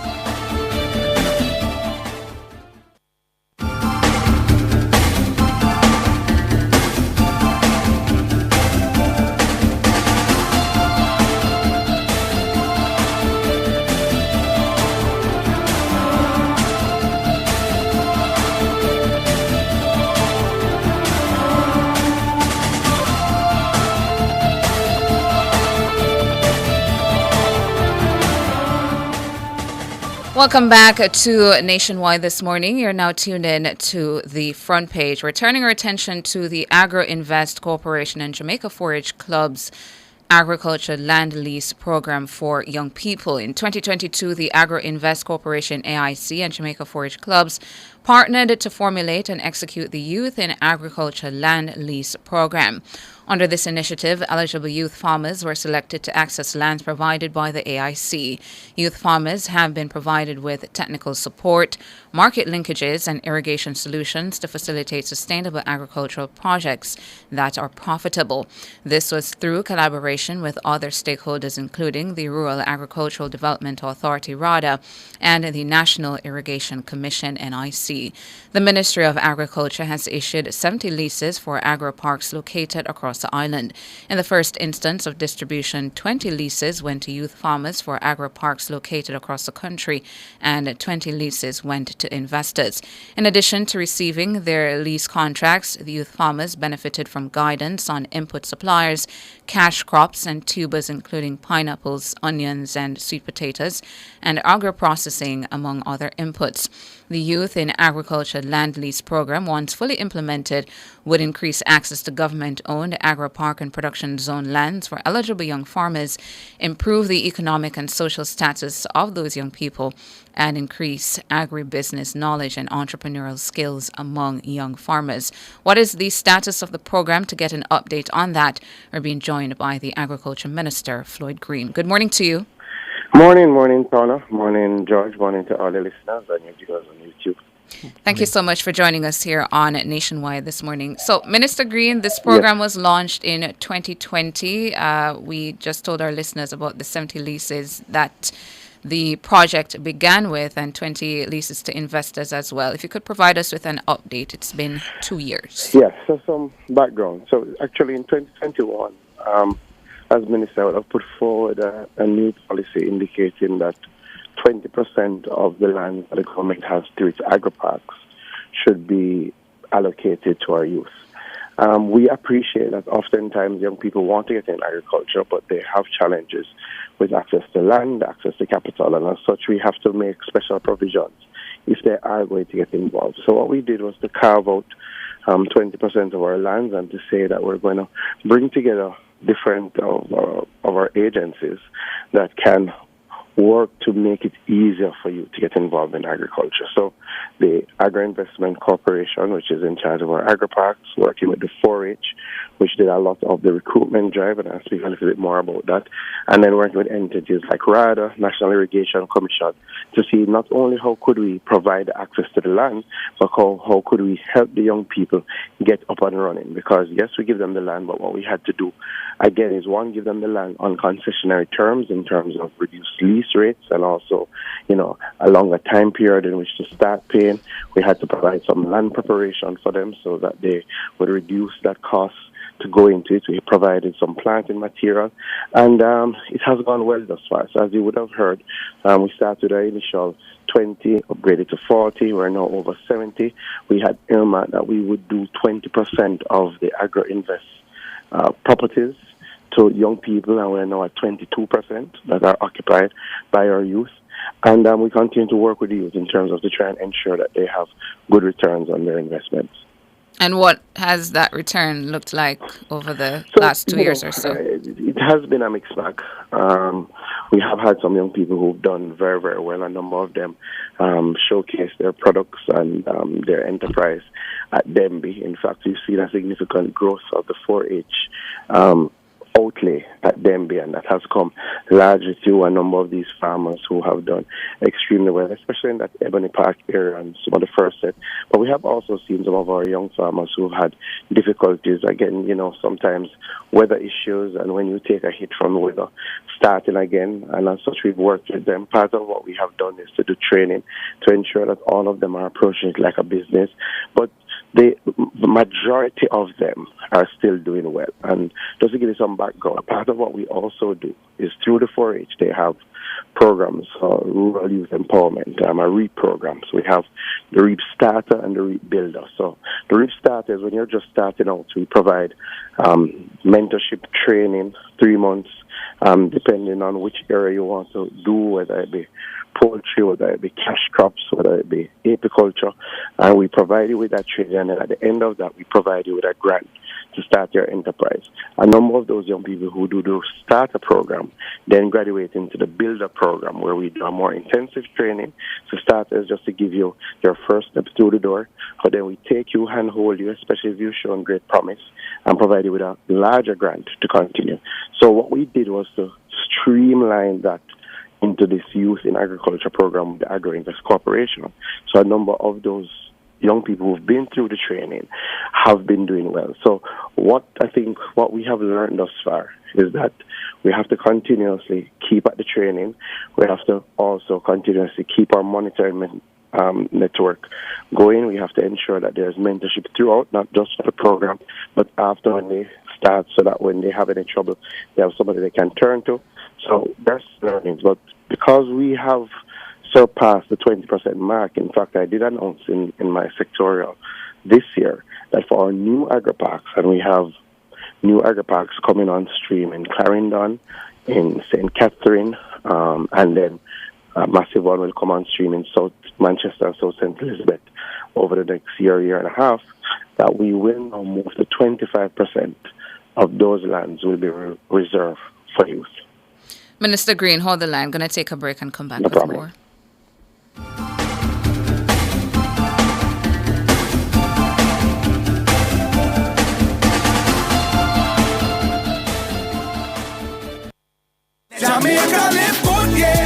Give up every illegal gun. Call the police at 119 or Crime Stop at 311. The time by the Ministry of National Security is 7:30. The 5% Club is now taking new members. Sounds exclusive? We don't want it to be. You see, it's made up of less than 5% of women who get screened for breast cancer in our country each year. At Sagicor, we've made it our mission to help to change the statistics. In fact, with 5,000 more women getting screened, we can officially become the 6% Club. And we won't stop there. So please get checked. Early detection saves lives. Go to bit.ly/5% Club JA. Drive Hyundai vehicles beyond your dreams with an exclusive 4.99% interest rate. Yes! Shop Hyundai vehicles and get a super low 4.99% interest rate on your car loan. Plus 2 years free service, 1 year insurance, and 5 years warranty. Offer valid on all 2024 Hyundai vehicles. Drive your Hyundai with the lowest interest, 4.99%. Conditions apply. Mark your calendars! The biggest shopping experience of the year is back! Get ready for the Jamaica Open Service Take Style Out 2024, happening October 24 to 26. It's your chance to shop and save with incredible deals from your favorite stores. You don't want to miss out on the unbeatable deals happening all across the island. Shop till it drop from Kingston to Montego Bay and everywhere in between. Powered by NCB, Multilink, Island Car Rentals, and Edge 105 FM. This October, Imperial Optical is celebrating their seniors.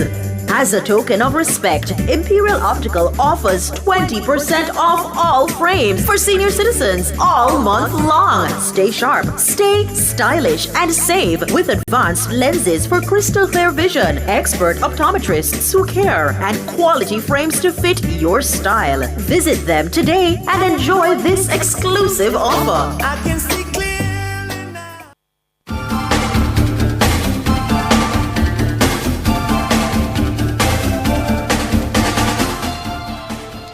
Welcome back to Nationwide this morning. We're speaking with the Minister of Agriculture, Floyd Green, talking about the Youth in Agriculture Land Lease Program, a program that was launched in 2022, getting an update from him. As part of the program, the youth farmers were provided with technical support, market linkages, and irrigation solutions to facilitate sustainable agricultural projects that are profitable. Minister Green, on the profitability side and the market linkages side, if you could provide us with an update on that as well.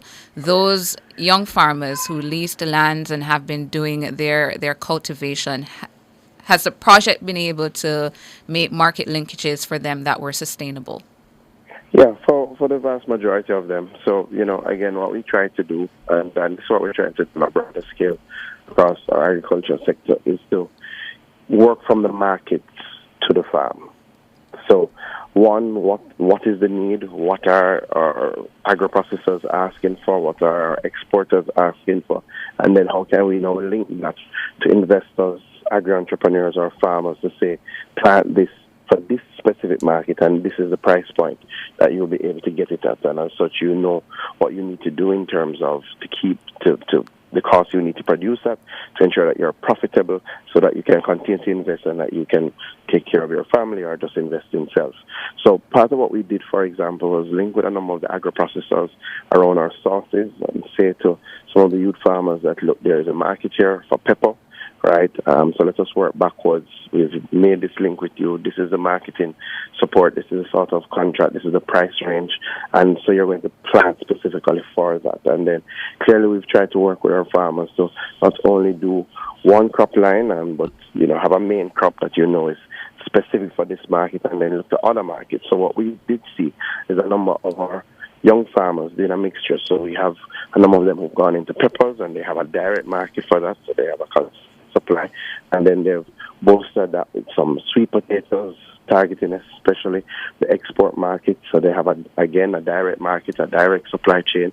So that has worked for the most part. I think some of the challenges that they have faced are some of the challenges that all our farmers have faced, especially over the last 2 years. So as you will remember, last year we had a significant drought. It was our driest, hottest year on record. So that did pose challenges for farmers in general, including our youth farmers, in terms of just keeping those crops viable. And we had to up our support in terms of water of that nature.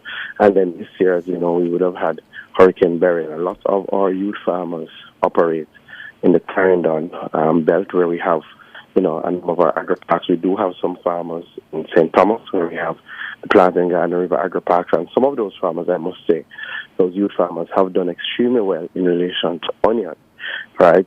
Again, supply, set markets, good pricing, and they've really taken the technical advice on board and are now planting at a high productivity rate, so are getting good profit returns on those investments. So we continue to work with them. I think, as I've said before, there are learnings that we're taking for the program. So in looking to move to 25%, especially of these new agri-parks that we're now bringing on stream, which all of them come with irrigation support, all of them come with storage support, all of them come with some sort of processing support, right? We have recognized that those linkages closer to where the fields are, so you can bring down some of the costs in terms of transportation, are important. So, we're moving in that regard.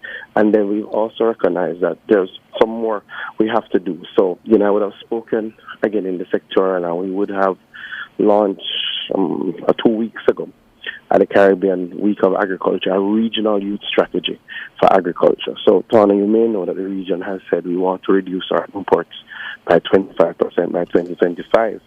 And Jamaica has taken the lead to say, well, if that is going to happen, we have to get our youth incorporated. And we do have good examples from the 4-H Club.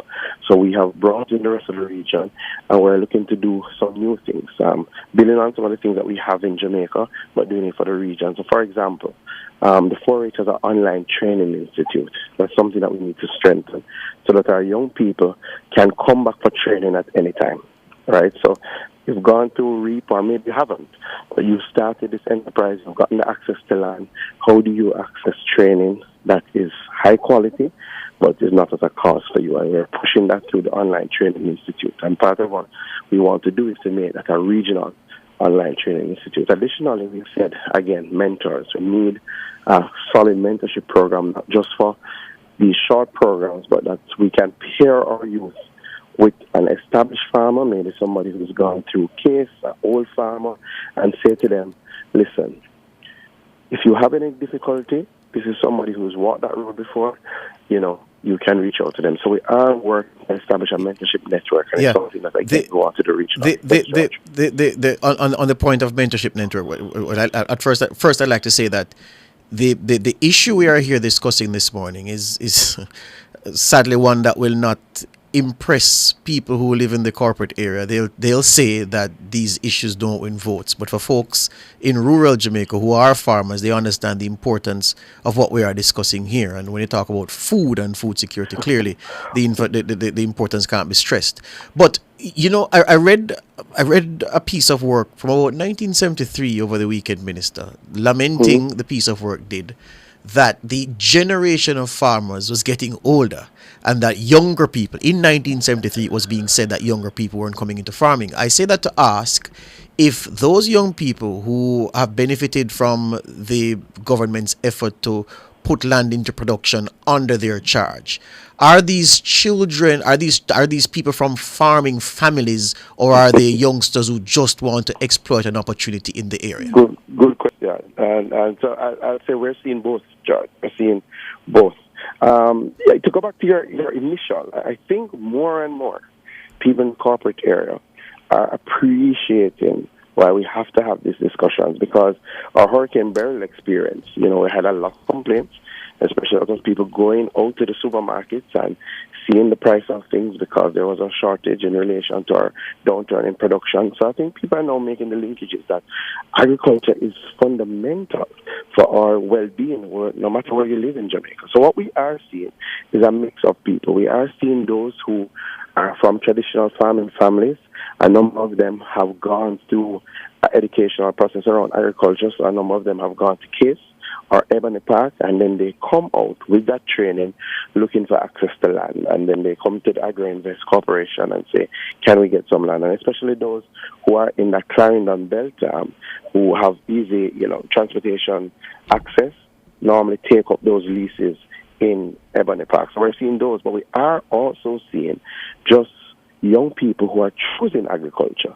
And since that 1970 article, one thing that we've seen in Jamaica, we probably don't speak about it yet, is that Jamaica has the lowest average age of a farmer among all the countries in the Caribbean.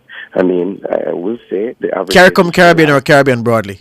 Caribbean broadly. Mm-hmm. Right? And I think if you extend it to Latin America, we may also be beating them.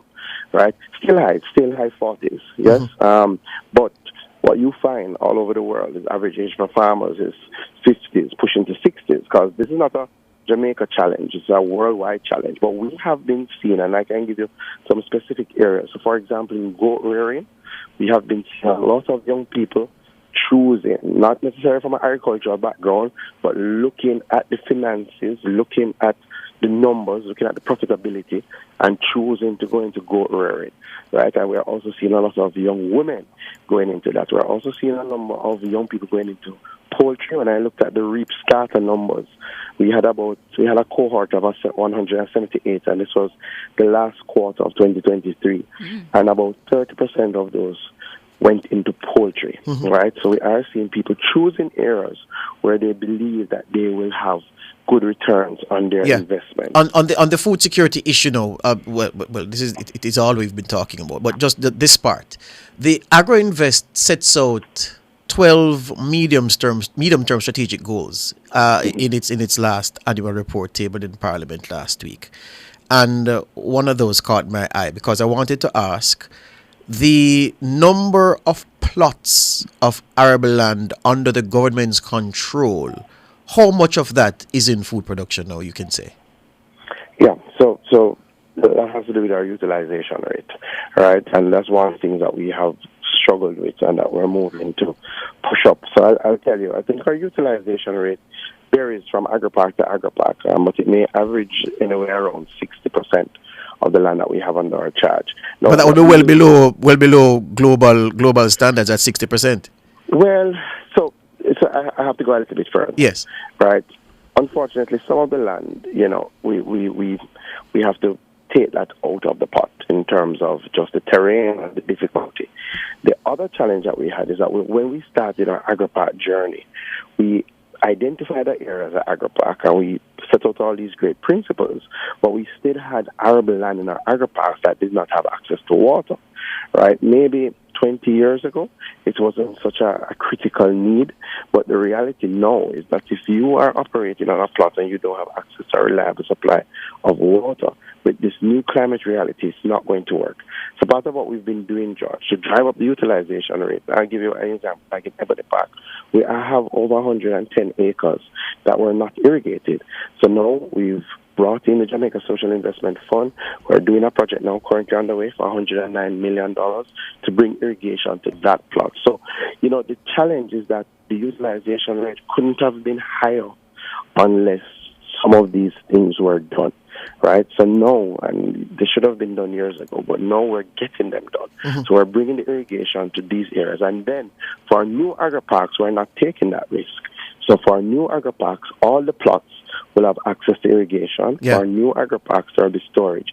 So we do expect in our new agri-parks there will be higher utilization rates. One more thing. Yeah. One of the things that we have done is that we have increased the amount of land under the AIC's charge by saying, look, there are places where farmers have already started to farm for decades. The government land used for farming, but the farmers have no letters of possession, no tenureship, and no access to the amenities that they need. But they're good farmers. So let us identify those production zones, as we call them. Let us say to the NLA, transfer that land to us, so we can regularize the farmers, give them lease arrangements so that they can look some financing, and then we can provide greater technical support. So we've been doing that. So we did that in Portland, in Lower Layton, our first agri-production zone. We just did that in St. Anne, where we took definitely over 400 acres under our charge, and now we're going to put in some infrastructure support to help those farmers. So that's the approach we're taking. Sean Baugh, CARICOM's Program Manager for Agricultural Development, recently said that Jamaica's food import bill, well, not even food import bill, the imported food, right, well, yeah. Barbados, he mentioned, imports 80% of its food. No surprise there. Jamaica, 45%. St. Vincent and the Grenadines, 68%. He just used those three CARICOM countries. At 45%, there must be a plan that your ministry is implementing to drop that significantly. Yeah, but we also have to dissect our food import bill and to appreciate. The hotels would account for some of that, wouldn't it? The things that they use at hotels. Of that, but not so. Normally, for example, yes. and if you realize when you look at the percentage when you compare to other Caribbean countries, even though we'll have a higher amount because of the size, you see that there's a lower percentage. So for the most part, fruits, vegetables, or tomato or cabbage, lettuce, or melon, or cantaloupe, or honeydew, when there's no natural disaster, in our regular times, we supply those markets totally, right? Our poultry, in regular times, we have no challenges with that. Our pig or pork industry, in regular time, fresh pork meats, we have no challenge with that. So there are some things we have got right. So we don't, the hotels don't drive imports in some of those things. There are things. We still have challenges in terms of fish supply, right? And that's because, again, our nearshore fish population has been depleted, and as such, we need our fishers to go further out and to catch different species. We got types of fish like the mahi-mahi and the kingfish and things of that nature, and we've started that, and that's a whole different program, but that's one area. Clearly, we still are a small cattle rearing society, so there are cuts of beef that you will see on our import bill, but a lot of our food import bill has to do with items that go into our food chain. In other words, part of that would be our feedstock that we use to drive our poultry sector, right? Oh. So almost all of that is imported.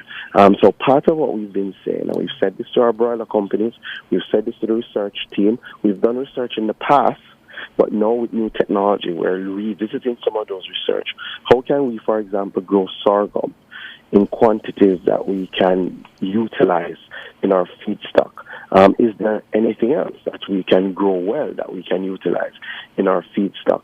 Again, when we look at driving our goat industry, it means we have to have fodder banks on what are we growing, what type of grasses are we growing to ensure that we have that feed supply, because that is counted in our food import bill. So sometimes when we look at it, we may miss some of those things. And I'll give another example, like onions. We have been doing well in relation to onions, but it's a moving target. So We had set a target about 10 years ago that we wanted to be 70% of our onion needs. And when you look at where we are now, we have passed that 70%, but the demand keeps moving. So each time we have to recalibrate and see how we can drive productivity and efficiency. But there are things that we've identified, like we've identified our importation of mutton, which you would have heard we import about 80% of what we consume as curry goat is actually mutton. So we have identified that and said this is one of the areas that we're going to drive goat production to reduce that importation. And how we've done that is to say, all right, we need better genetics. So we've worked with the Ministry of Finance. We've removed the duty from live animals for breeding purposes. And we've seen a great response from our entrepreneurs and also clearly from government to drive that. So we have identified things that we're looking to drive down the import bill around. Hear you on that. Thank you for your time this morning, Minister. All the best. Anytime. Thank you. That's the Minister of Agriculture, Fisheries and Mining? And Mining. All right. Floyd Green.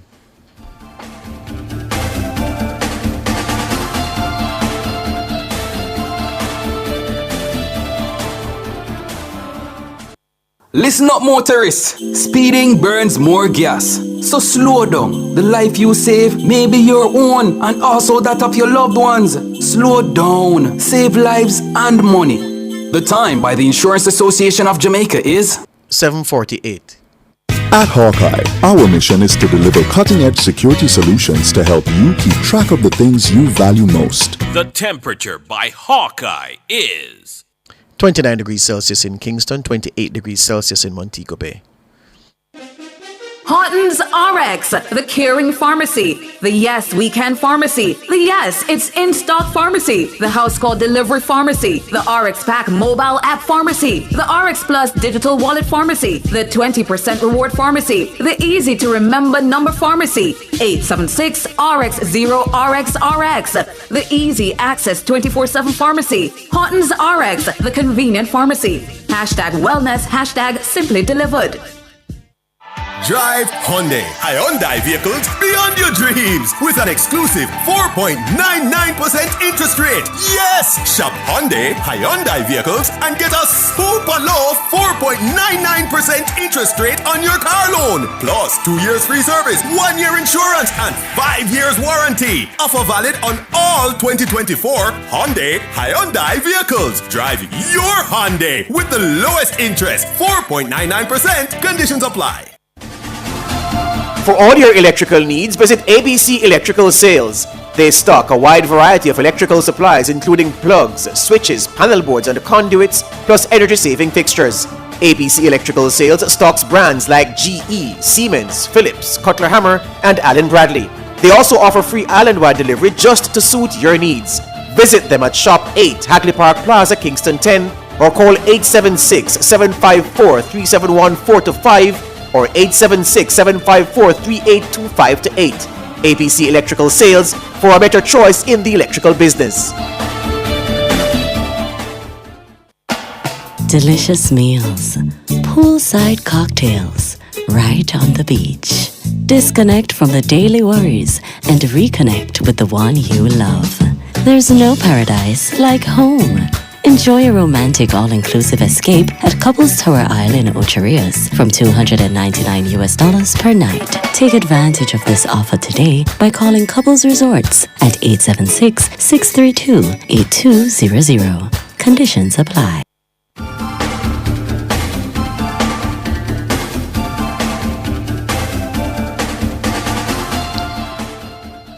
7:51 on this Wednesday morning, Wednesday, October 23, 2024. This is the front page here on Nationwide 90 FM.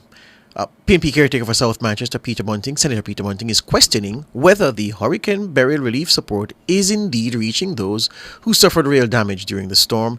He raised the matter at the Southeast St. Elizabeth Candidate Presentation Conference in Junction, St. Elizabeth on Sunday. The Ministry of Labour and Social Security reported on the weekend that 82% of households confirmed to have suffered damage from Beryl have received reconstruction checks. But Senator Bunting says based on his checks with individuals on the ground, that claim is false. Senator Bunting has suggested that the distribution of relief as well is being done on a partisan basis. For response, we're being joined by the Minister of Labour and Social Security, Colonel Charles Jr. Good morning to you. Morning. Not hearing you well at all. It sounds very low. Hearing me now? A little better. A little better. All right. Asking for a response, Minister Charles Jr., to the comments that have been made by Senator Bunting. He said on the weekend that about 3 out of the 4 constituencies in St. Elizabeth where people were affected by Hurricane Beryl in terms of their homes have not received any reconstruction checks, and he's also suggesting that the distribution of relief is being done on a partisan basis. You're sounding extremely low. I hope you're hearing me, because I'm not hearing you at all. But hold on, Minister. Hold on, Minister. Let's do a quick reconnection, because it doesn't help help you or the conversation if you can't hear us clearly. We're gonna call you back. Yeah. So just as we call the minister back, Twana, the Press Association of Jamaica has issued a statement. It's second one this month. The PAJ says it strongly condemns the recent remarks made by Peter Bunting, a member of the PNP, suggesting that success is contingent upon working at a friendly media house aligned with the government. The PAJ says such rhetoric is deeply troubling and represents a concerning trend of trying to undermine the integrity and independence of the media. Journalists, the PAJ says, play a crucial role in our democracy, serving as watchdogs, holding power to account, and providing the public with accurate and unbiased information. Any attempt, the PAJ says, to discredit the media or sow distrust among the public is an attack on the very foundations of our democratic society. The PAJ says it reaffirms its commitment to defending the freedom of the press and the rights of journalists to operate without fear or intimidation or reprisal. It's calling on all political leaders to respect the essential role of the media and refrain from making statements aimed at eroding public trust in journalism. The PAJ says, we stand in solidarity with our colleagues in the media and will continue to advocate for a free, fair and independent press in Jamaica. Yours truly, Dashan Hendricks, the president of the Press Association of Jamaica, issuing that statement earlier today in light of what Peter Bunting said about Dennis Brooks. Do we have the minister back on the line? Minister Charles Jr., able to hear me now? I'm hearing you a little better, yes. Wonderful. Right. So I was asking for a response to that statement made by Senator Bunting on the weekend in relation to those reconstruction checks for persons affected by Hurricane Beryl. He indicated in St. Elizabeth while speaking at a candidate presentation conference that some 3 out of the 4 constituencies in the parish, persons affected there, have not received any reconstruction checks, and also suggesting that the distribution of relief was being done on a partisan basis. Well, firstly, I want to say thank you to you for the opportunity to respond to something like that, because a lot of times these comments are made and it then creates a narrative that is not fully contextual. Secondly, I want to use the opportunity to say thank you to all of the workers who have been working since July 3rd and continue to work assiduously on these burial checks, on the relief, on the path, on the NIS, on the rehab grants, everything at one time.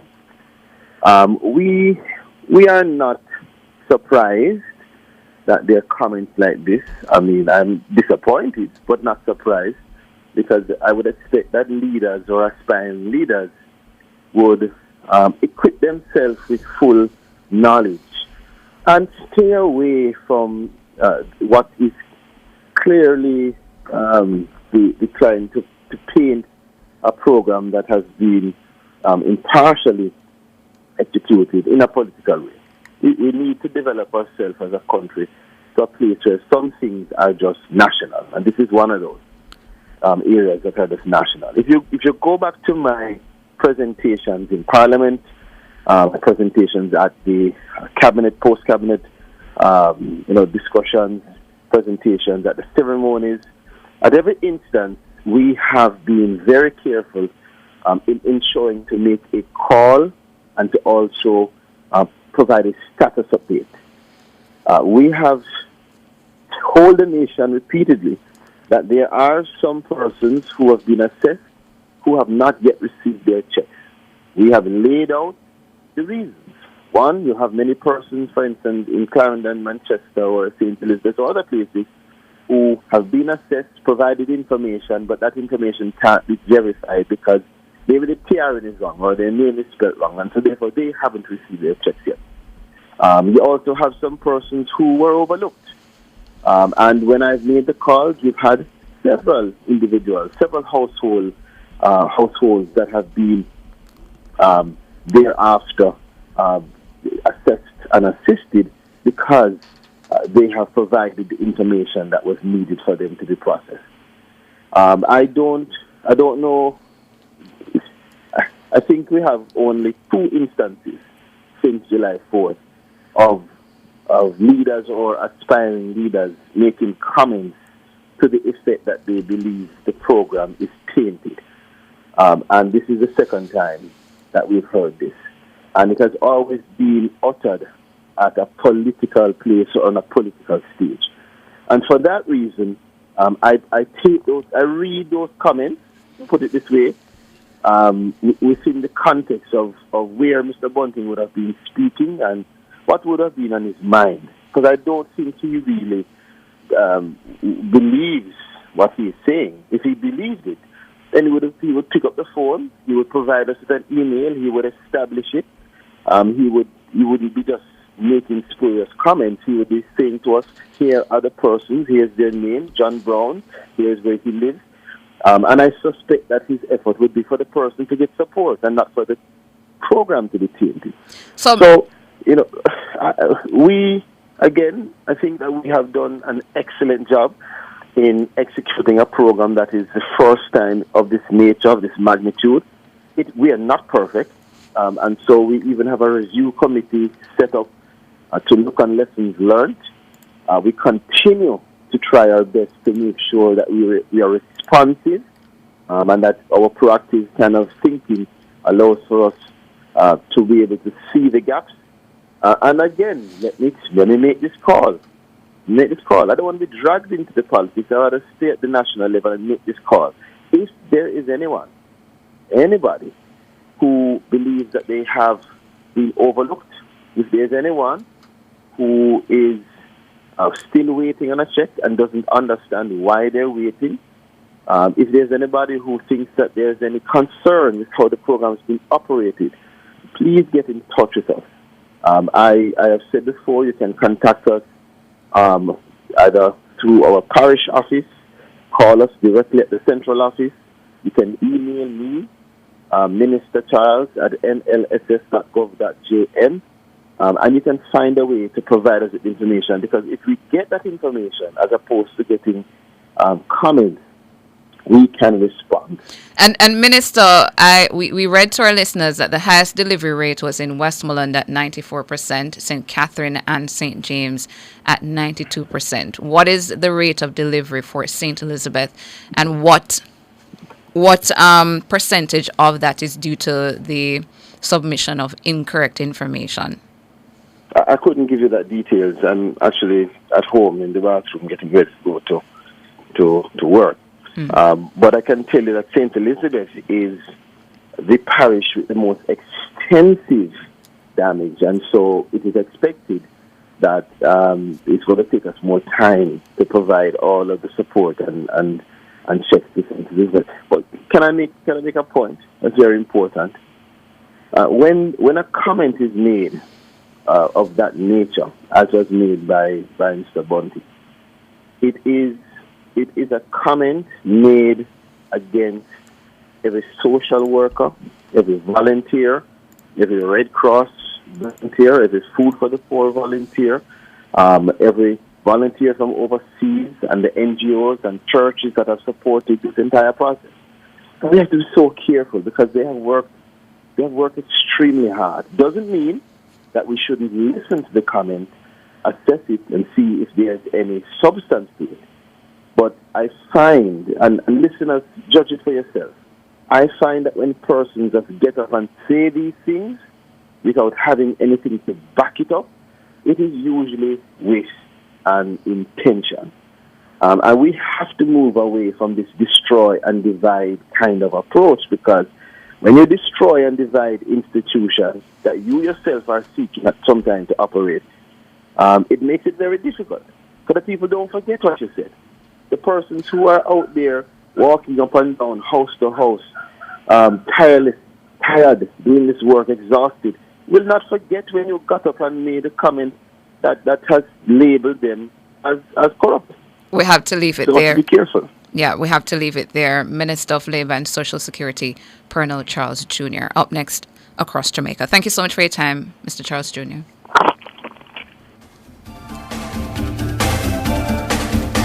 Front Page was brought to you today by ABC Electrical Sales.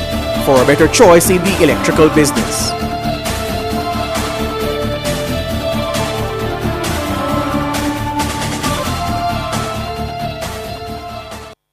Let Scotia Investments guide you towards a winning portfolio that will grow your wealth for generations to come. Call 888-429-5745 to learn more. The time by Scotia Investments is 8:03. Success, powered by learning. The temperature, brought to you by Sandals Corporate University. Come grow with us, is 29 degrees Celsius in Kingston, 28 degrees Celsius in Montego Bay. From the mountainside to seaside, countryside to townside, inside and outside, it's across Jamaica this morning.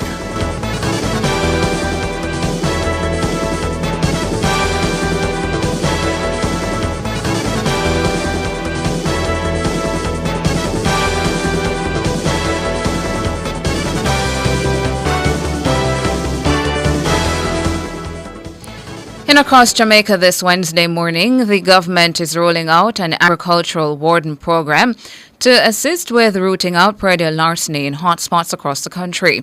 Minister of Agriculture Floyd Green made the announcement in the House of Representatives on Tuesday.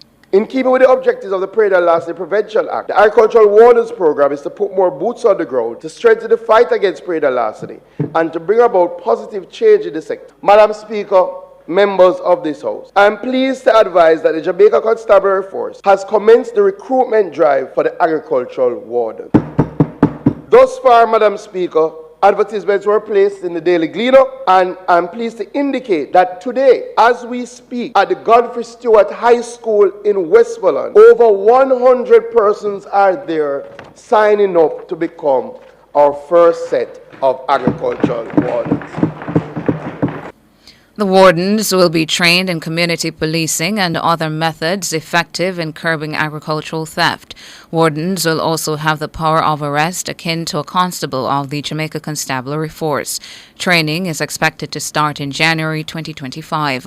Minister Green says the total cost of the program over the next 3 years amounts to $1.8 billion. What we envision is a 3-year program to recruit 300 wardens to be placed in predial larceny hotspots across the island. It is estimated that it will cost $1.8 billion over the 3 years, with $390 million being expended in the first year. The program, for which provisions have already been made in the Predial Larceny Prevention Act, is projected to result in increased enforcement actions against perpetrators, improving detection, prosecution, deterrent rates, enhanced surveillance, patrols, and community awareness, and reducing economic losses sustained by farmers because of predial larceny. This will further result in increased agricultural productivity and profitability in the sector, ensuring food security and economic stability. Floyd Green, Minister of Agriculture and Fisheries. Roger Stoner and Nigel Boy Hector are among 13 St. James residents who were honoured on Heroes Day for their contributions to building the parish in various fields. The awards were presented at the parish's annual civic and awards ceremony at Sam Sharp Square in Montego Bay. Stoner won gold in the men's discus throw at the Summer Olympics in Paris with a new Olympic record of 70 meters. He is the first Jamaican to win a gold medal in a field event at the Olympics. On Monday, he received the Mayor's Special Award for his contribution to sports. Meanwhile, the visually impaired dancehall entertainer Nigel Boy received the Mayor's Special Award or Outstanding Contribution for outstanding contribution to the field of entertainment. Also receiving the Mayor's Special Award were Donovan Graham for community service, Simon Lawrence for tourism, and Claudette Bryan for community service. The remaining 8 individuals received the Sam Sharp Awards. They are O'Brien Houghton for community service, Sasha Wedderburn for national security, Valrose Ambersley for health, Lenworth Tony Eruption Williams for arts and culture, Carrion Quayla Castley for tourism, and George Graham for service to the media. And that's it for Across Jamaica, and we now bring you the latest from across the Caribbean News Desk, for today, Wednesday, October 23, 2024.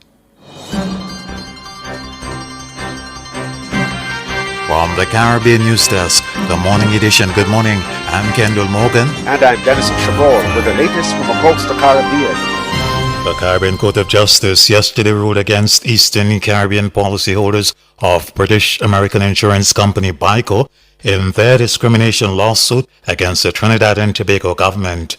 The policyholders had claimed that the Trinidad and Tobago government discriminated when it excluded them from measures to protect mainly its own nationals following the collapse of BICO in 2009. CCJ President Justice Adrian Saunders gave the long-awaited ruling yesterday. The court noted that if the claimant's arguments were correct, it would mean that the defendant would have been responsible for bailing out all BICO policyholders in other Caribbean territories. The Eastern Caribbean policyholders claim BICO's collapse resulted in losses to businesses and individuals of more than 800 million EC dollars. That's just over $300 million US. The United Nations Security Council was yesterday briefed about the dire security situation in Haiti. Special Representative for Haiti and head of the United Nations Integrated Office in Haiti, Maria Isabel Salvador's briefing came at a time of widespread gang violence in the capital, Port-au-Prince, that has forced more than 4,000 persons to flee. Ms. Salvador called for urgent completion of the appointment to the Electoral Council as part of efforts to hold elections and a referendum by the end of next year. She also appealed for political unity in the administration headed by the President and the Prime Minister. Delivering on its mandate, BINU is working to strengthen collaboration within the two-headed executive, urging them to set aside differences and focus on addressing insecurity, governance reforms, and electoral preparations. The two-headed executive needs to act in unity and with greater sense of responsibility to address the country's most pressing challenges. And the A3 Plus, Algeria, Mozambique, Sierra Leone, and Guyana say the flow of arms to Haiti must stop. Speaking on behalf of the A3 Plus was Guyana's representative on the UN Security Council, Caroline Rodriguez-Burke. Madam President, the A3 Plus is compelled to reiterate its call for greater efforts to be made by member states to curb the illicit trafficking and diversion of arms and ammunition to Haiti, and illicit financial flows. Without access to illegal weapons and ammunition, armed criminal gangs would not have been able to hold almost the entire country hostage. These weapons are also being used to commit sexual and gender-based violence and forcibly recruit and attack children, including targeting institutions for children with disabilities. In the Bahamas, the National Committee responsible for expunging criminal records says it has expunged about 160 over the past 2 years as offenders seek its help to get their life back on track. Committee Chairman Ronald Campbell says many people are coming forward. 2 years after you would have spent your time, you have no reoccurrence, no other offense, no involvement with the law, the police. You can apply to the committee and we can look into the matter and you can have your record expunged. Persons who come here, they come with tears in their eyes, cannot get a job. They want their life back online. They would have paid society, and now they want to straighten up and fly right. The committee deals with all matters except rape, incest, murder, treason, and armed robbery. The opposition leader in Barbados, Ralph Thorne, has expressed concern about the government's plans for monetary and other support to economically troubled Cuba. Prime Minister Mia Mottley, in her ruling party's annual conference on the weekend, had announced a policy decision which comes amid repeated recent electricity blackouts across Cuba. And I feel we have a moral duty to find out what goods Cuba can supply us, what we can buy from them, and equally what we can put together every month in whatever little way we can in a bank account that I will ask the Ministry of Foreign Affairs to establish to show the solidarity and gratitude of the Barbadian people to the people of Cuba. But the opposition leader, while stating that he's a committed regionalist, questioned the absence of similar support for the local fishing sector, which he claims is on life support since the loss of a number of boats during Hurricane Beryl. Something was said about a bank account for Cuba. You're asking the fishermen of Barbados to put money in the bank for Cuba. Where's the bank account for the fishing industry? Bank accounts are too good for them whose voice will be raised in defense of this industry, which has over the years employed thousands of people. Which bank account is open for them? Where's the national contribution to this industry? This has been the morning edition from the Caribbean News Desk. You may contact us by phone or WhatsApp at +592 700 9293. Thanks for listening.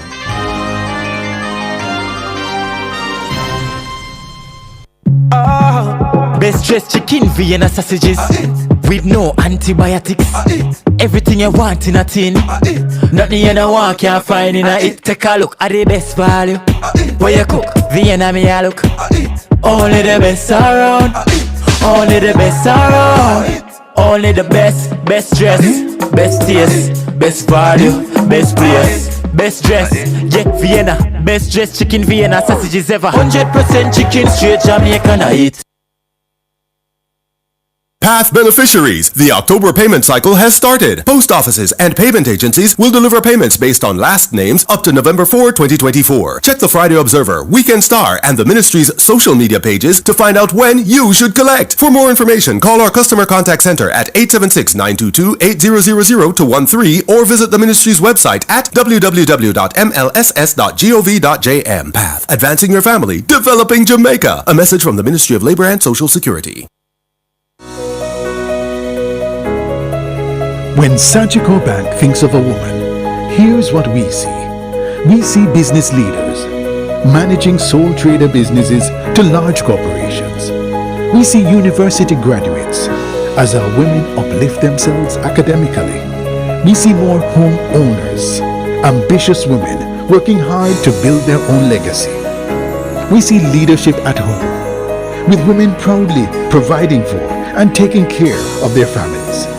We see entrepreneurs, Jamaican women playing a leading role in our economic growth. At Sagicor Bank, we see the invaluable contribution of women in the home, communities, businesses, and development of our country. That's why we're in their corner, supporting Jamaica's women as they strive to achieve their dreams.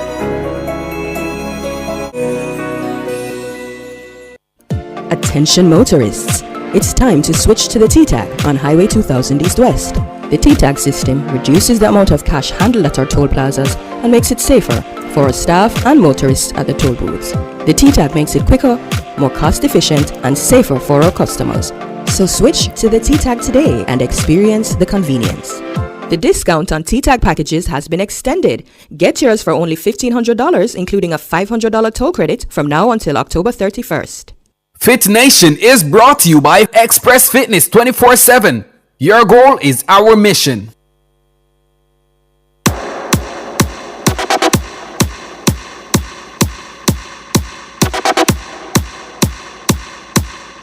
You wanna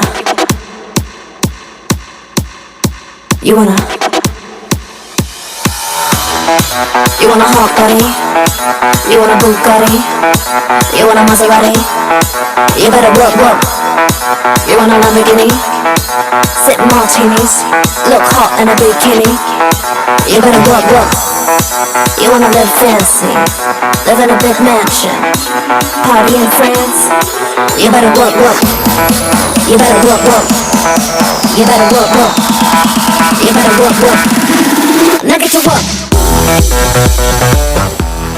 That time of a Wednesday morning, it's time for Fit Nation. This morning in Fit Nation, we're focusing on 7 exercises to boost your immune system. So studies have shown that exercise can increase the number of white blood cells in your system, which can in turn boost your immune function. So here are a few workouts to keep in your back pocket during cold and flu season. The first is simply walking. As one form of aerobic exercise, brisk walking helps activate different types of immune cells. According to Harvard Medical School, one study found that people who walked for at least 20 minutes a day, 5 days a week, took 43% fewer sick days than people who exercised once a week or less. The walkers also had milder symptoms of illness. At number 2, Pilates. The way Pilates can help your immune system is twofold. Like any other exercise, Pilates can help get your heart rate up and help your body produce immune cells. But another way to look at it is that this workout, like yoga, engages your mind and weaves in meditation and breath work. That means it can potentially lower your stress levels, and stress reduces the immune cells that helps to fight viruses, among other effects on your immune health. At number 3, high intensity interval training, HIIT. You have to be a little bit careful. Generally speaking, HIIT should help with immune functions as long as you're giving your body ample time to rest. Studies have shown that intense exercise done too often and without breaks can be a detriment to your immune system. So moderate exercise, on the other hand, helps increase your immune cell production. With HIIT, you're doing small bursts of intense training, so you can still reap the benefits of exercise for immune function without dipping a toe into the negative territory. Number 4 for you, strength training. So strength training, whether it's weightlifting or other resistance-based exercises, goes hand in hand with cardio for a total body workout. It's also a great way to support your immune system. One study showed that in just a single strength training session, a body produced and released all the necessary things for immune function. It also altered the number of white blood cells in the system in a positive way. At number 5, we were just speaking about yoga. Yoga is number 5. There are a few ways that yoga can improve your immune system. One systematic review of studies found that a yoga practice can boost the immune system and have anti-inflammatory effects on the body. Inflammation and immune function often go hand in hand.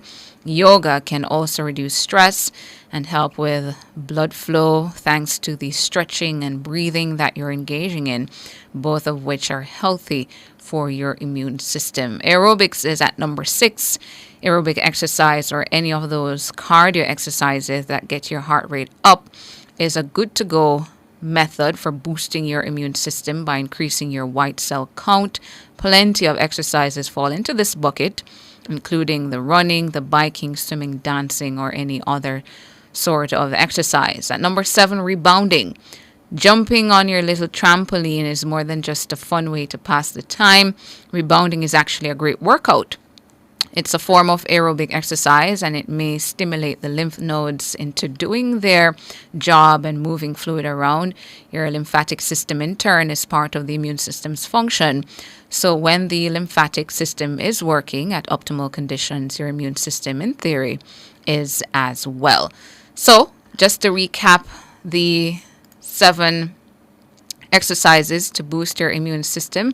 At number 1, walking. Number 2, Pilates. Number 3, high intensity interval training, HIIT. At number 4, strength training. Number 5, yoga. Number 6, aerobics. And number 7, rebounding. Working out has been proven to help your overall health, and with it, your immune system. Studies have shown that working out at a moderate level, not high intensity all the time, has the best effect on your immune system, as it supports the production of white blood cells and overall good health. That's it for Fit Nation this Wednesday morning.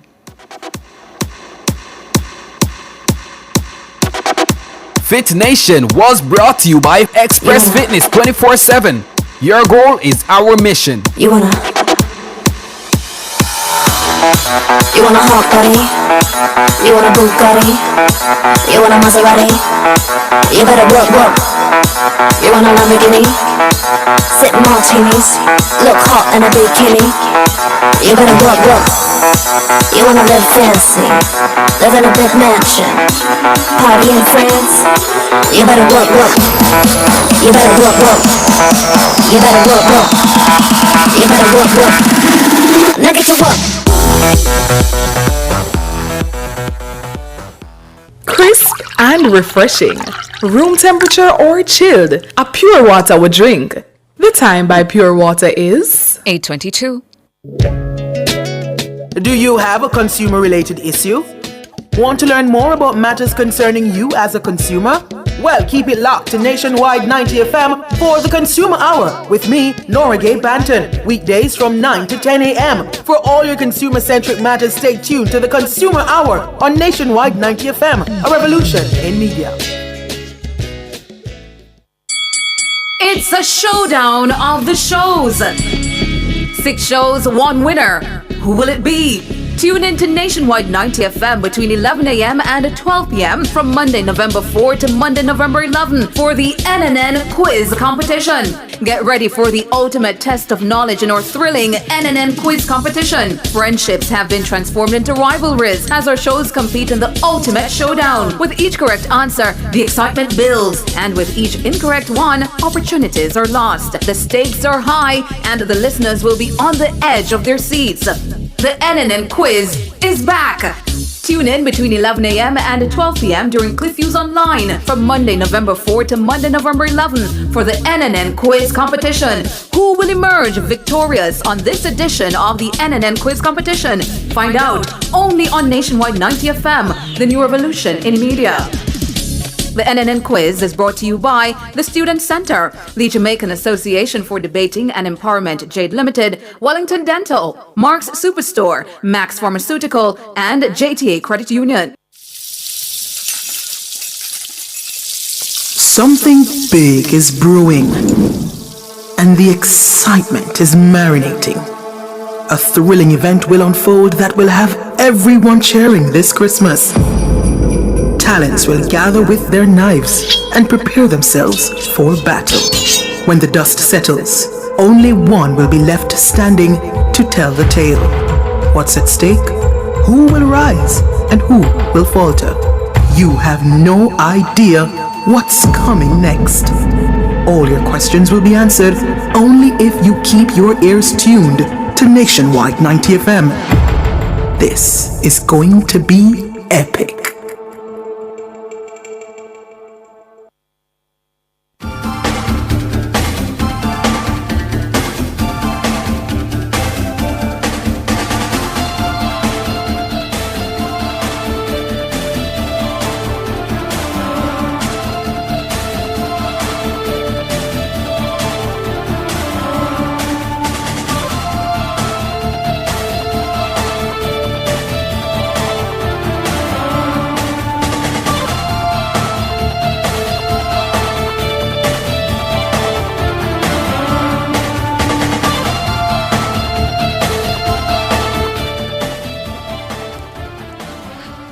.25 on the clock. Welcome back to Nationwide this morning here, Nationwide 90 FM, and my name is George Davis.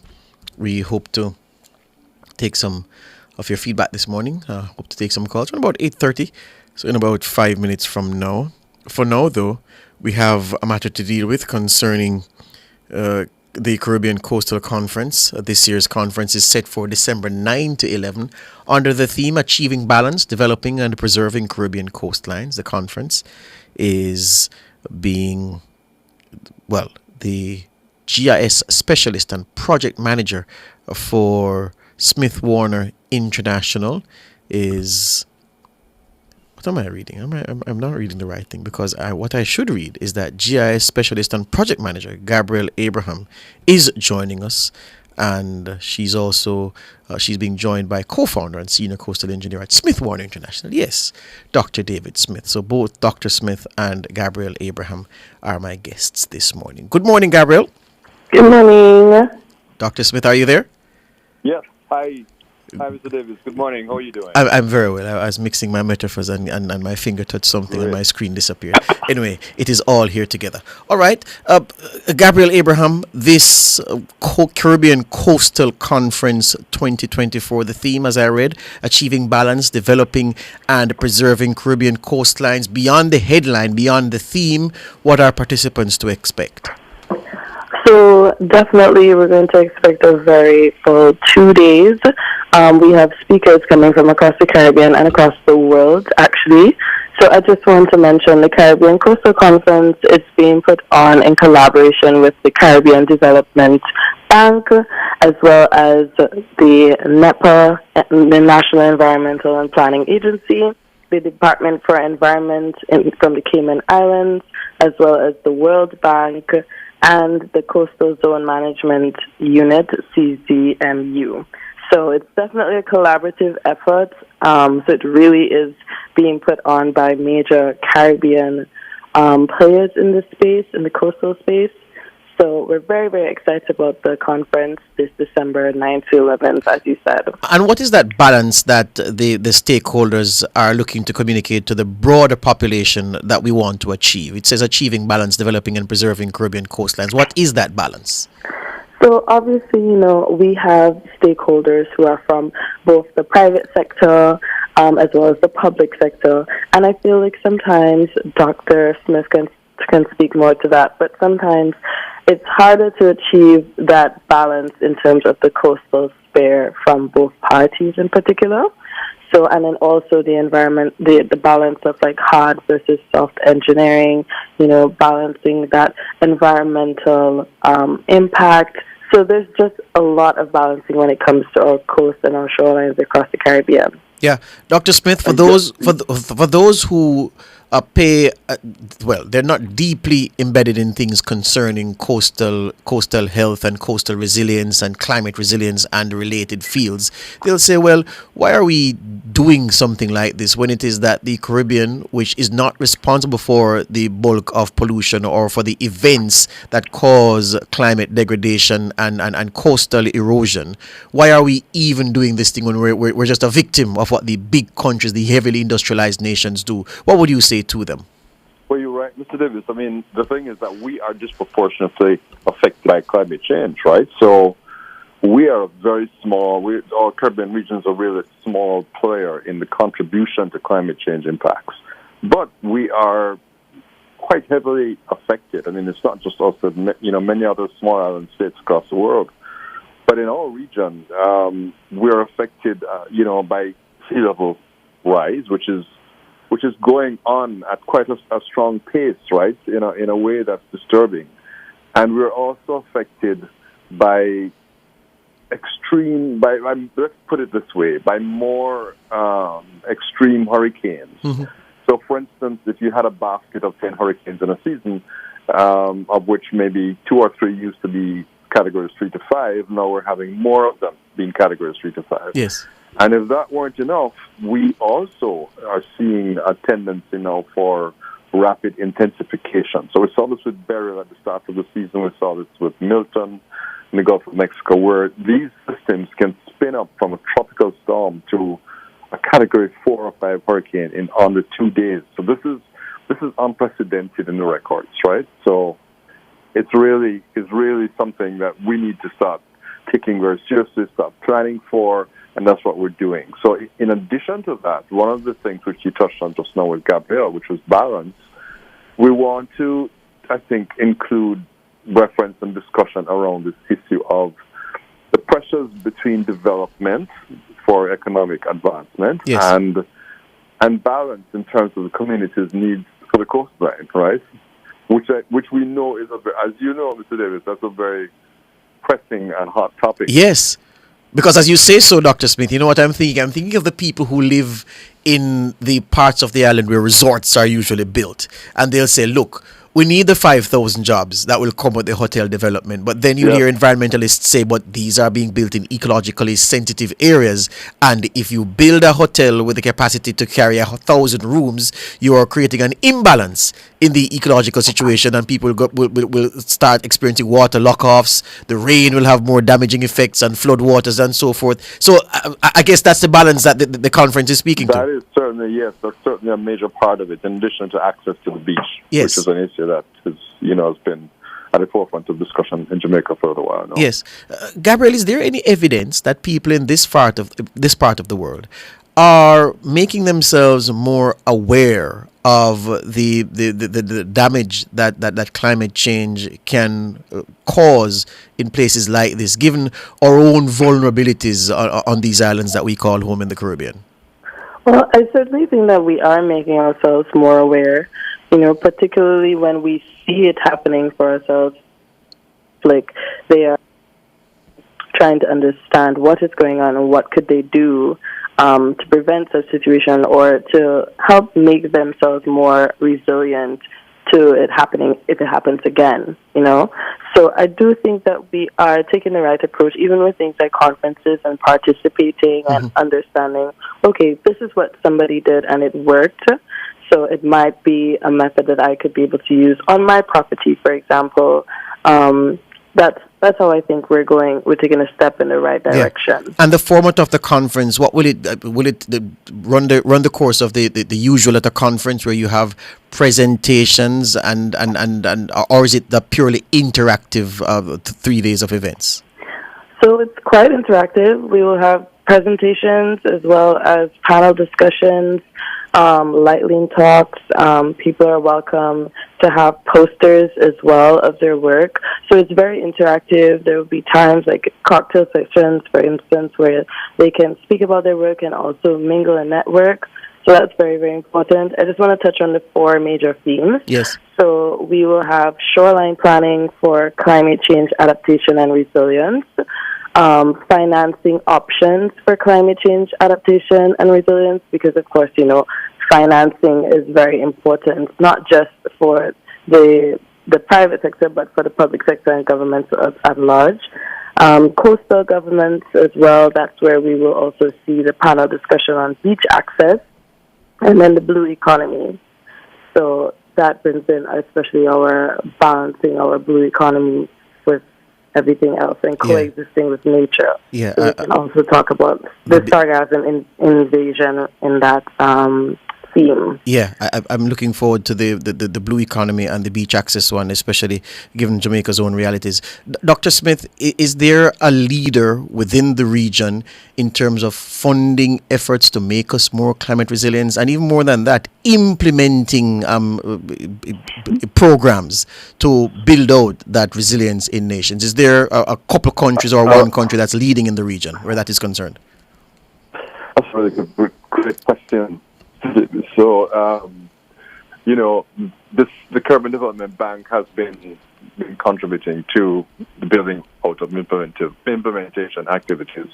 But so has the World Bank, European Union, Inter-American Development Bank. The IDB, for instance, has been involved with resilience building in Barbados, I would say, for close to 40 years, right? So they've developed a really good relationship with the government of Barbados. I don't think we in Jamaica have a long-term relationship with a lending agency, multilateral lending agency, quite as long as that. That has been specifically aimed towards coastal zone management planning and preservation. So this conference, I think, is a really great opportunity for us to foster and promote and continue to grow that type of relationship. I guess not just for Jamaica, but for other Caribbean islands. Yes. And so, Gabriel, for people who can't attend the conference physically, how do we access the offerings online? So you'd still have to register through our website, the CaribbeanCoastalConference.com, and then we can send more details if participants aren't able to, come in person. But we do encourage all participants to participate in person. It's just going to be a much better experience, yes. I would say. And I didn't even say where. Tell us where. So it will be at the AC Marriott Hotel. Again, December 9th, that's a Monday, and December 10th, 2024. All right. I should be able to pass through and say hi at least. Dr. Smith, Gabriel Abraham, thank you this morning. No problem. Thank you. All right. Co-founder and senior coastal engineer at Smith Warner International, Dr. David Smith, and GIS specialist project manager Gabriel Abraham. AC Marriott Hotel, Caribbean Coastal Conference 2024, December 9 to 11. They're discussing very important issues there, and it is in our best interest to pay attention and to attend upon this event. After the break, your calls.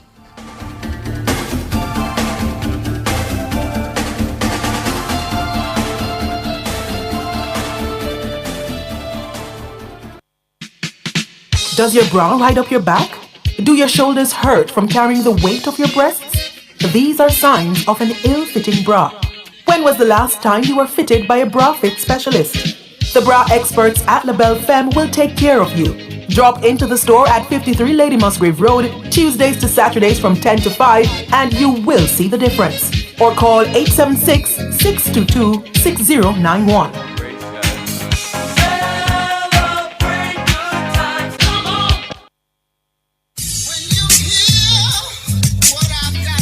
Public opinions. Stop this foolish about this GLP and PMP business. We are Jamaican. Different people. It's not a matter of a JLP or a PMP. I think it's more like where it is that you think you're comfortable, what support you can afford to make the country better. Different views. Most entertainers, they're not amenable to management, so the only thing that can ultimately structure them is the court and the prison. Public opinion. The voice of the people at 6:25 p.m. weekdays during Nationwide at 5. Tune into Nationwide at 6:25 p.m. for Public Opinion, where the people's views matter. Public Opinion is brought to you by Cleasing Industrial Supplies Limited, Industrial Automation and Control Solutions.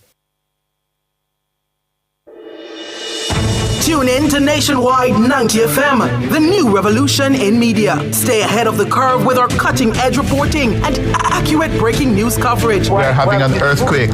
Oh, God. Hear it here first on Nationwide 90 FM. Is that really clip you started? Tune in, turn up the volume, and listen. We bring a mix of news, entertainment, and sports to your lives. Nationwide 90 FM's live and continuous coverage of the World Championships in Budapest, Hungary. News and discussions week mornings. Coming up in the news at 6 for this morning. Entertainment in the afternoons, then news again in the evenings. Nationwide news at this hour, fired.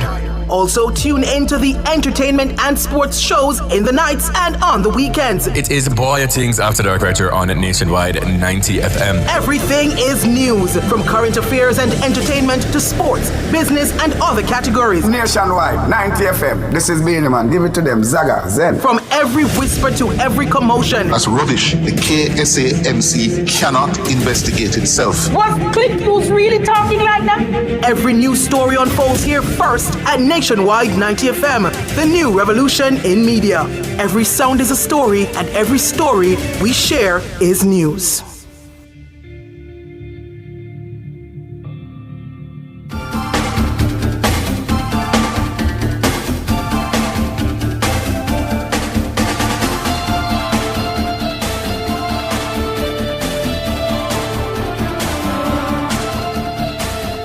All right, 630-9371, 630-9372, 630-9373, 9374, 618-8255. Give us a call before we get to the birthday segment, and perhaps there's something on your mind you want to raise on this Wednesday morning. You realize there's soon Christmas. Was it Kim Moon that was just saying something to that effect not long ago, saying, really? Yeah. Basically December already. So, may I ask a question publicly? On the have no pixie and nation. Not even like a pixie. I think that comes in November. Sometime in November. Next week in November, you know?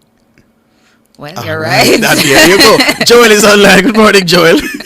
Hi, morning. How are you? We're good. I just wanted to continue from a discussion you and us had as it relates to Senator Peter Bunting.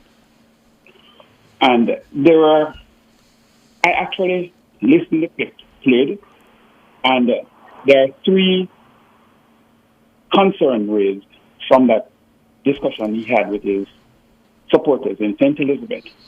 One, he spoke about the hurricane burial relief funds. And there's an allegation that I believe Minister Green and Minister Charles need to respond to.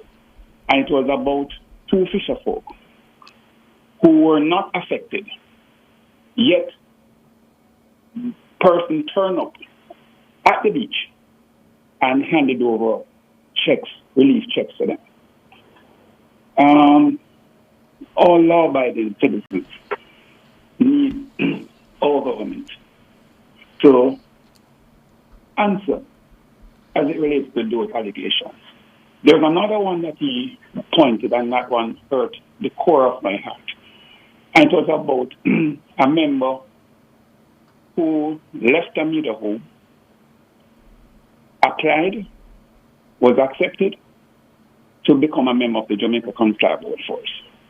But how he painted that picture, he painted the picture as if the media entity is a part of government. Because for you to matriculate from a media entity to become a member of the Jamaica Constabulary Force, he's actually trying to speak to persons who are not thinking out of the box, that there is an incubator within the private sector that is actually preparing persons to work either in government, but it hurt, and it hurt badly. But the third part of it... Wait. Before you get to the third part, why... I'm trying to understand why this media part hurt you. What is it that's hurtful? Explain that to me. There are 3 million people in Jamaica, based on information shared. The population is about 3 million. It means then that anyone, there are certain positions you might find very limited in Jamaica. You're not going to find a lot of qualification. But why it hurt, George, is that anybody can leave any private sector or public sector and go wherever you so choose, including politics. Let me help you with this. When you say, and just to straighten out something what you said, because you know that I take words literally, and I am a man of words. So I don't want you to say that matriculate. Because matriculate means... But that's how we painted it. That's why I addressed it. And I'm happy you said it. No, sorry, I should have said that I'm happy you said matriculate. Because you see the impression again. Because it's not a matriculation. You matriculate when you're in school from one grade to the next because it's a matter of course. You don't matriculate from one job to the other where you have to apply for the job and be vetted and interviewed and cleared by the same authorities that exist to clear and accept all other people or people who apply for jobs in the public sector and the police services. There are commissions that clear both your appointment and your promotion. And you've given me this opportunity, Joel, to say this. People say that he shouldn't have gotten the position with a first degree. Rubbish. You don't need a degree to be a member of the Constabulary Force in the first place. And the gentleman has a lot of qualifications. And it wasn't because he has qualifications why he got the promotion. Don said never hear when me say that there is an accelerated program of promotion in the JCF since 2020, and he submitted himself to the process. And at the end of the process, in his 6th year as a policeman, he got a promotion.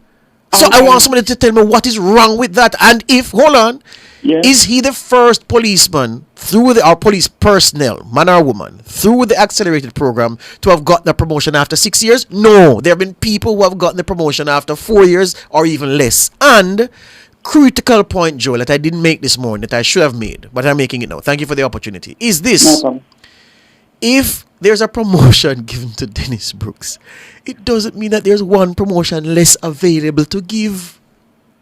It isn't. So his promotion don't mean that somebody else now getting a promotion because he got that one else. So it work. And also, the fact of the matter is that people believe that, look at this police person, this policeman or woman in the force for 20 years and don't get a promotion. So why them not getting a promotion after 20 years? Does that have anything to do with anybody else? There's one thing, George. He was trying to paint a very negative picture. Yes, sir. Agreed. The impression that he gave the listening audience was that it is only persons who are on the ground fighting tough crimes Yes. should be credited with Yes. their promotion. Are those who are investigating cases. Exactly. Yes. And my final question that I would like you to answer for a lot of your listening audience, as it relates to promotions, is it the government that apply promotions to members of the JCF? Absolutely not. Or It's an is it internal matter. The police, inside the police, the commission is in the gift of the commissioner, but it has to be cleared by the Police Services Commission, sir. An independent body. No, you man. Judge, I know enough, but those persons that captive audience that he had in St. Elizabeth were made to believe that the government did something wrong by promoting disqualified Jamaicans to the position to which he's at. Yes. And Joel. And that's all. And Joel. And that's the reason why I try to use your platform to reach out to that group of Jamaicans who might be saying corrupt. But when Joel, in truth and in fact, it is qualification. Joel, I'll say this to you as well. That the Peter Bunting, as I've heard many people take a dig at Brooks's appointment, and I've ignored them, and I will continue. I responded to Bunting because Bunting knows better. Bunting is a highly intelligent man. There are many people who don't like Bunting. I'm not one of those who don't like Bunting. I have respect for Bunting still, but I'm saying, because I know he knows what words mean, when he says that the man was transferred from a friendly media group to the JCF, it's wrong. And you say it in that way to poison people's minds against the gentleman. When you say that he was transferred, you can't be transferred from a company to the police force. How has that happened? That has never happened in the long history of the JCF. But it's not about the gentleman alone that he's trying to poison people. He's also trying to poison people against nationwide. Yeah, but of course, that's clear. Don't leave out that. Yeah, man, that's clear. All right, thank you. Again. Boy. Thank you, Joel. There are the callers that want to get on to the show. Well, the time of his birthday time now. All right, thank you, Joel. Yeah, at least I hope I was. You were useful, man. Thank you for the contribution. Okay. All right.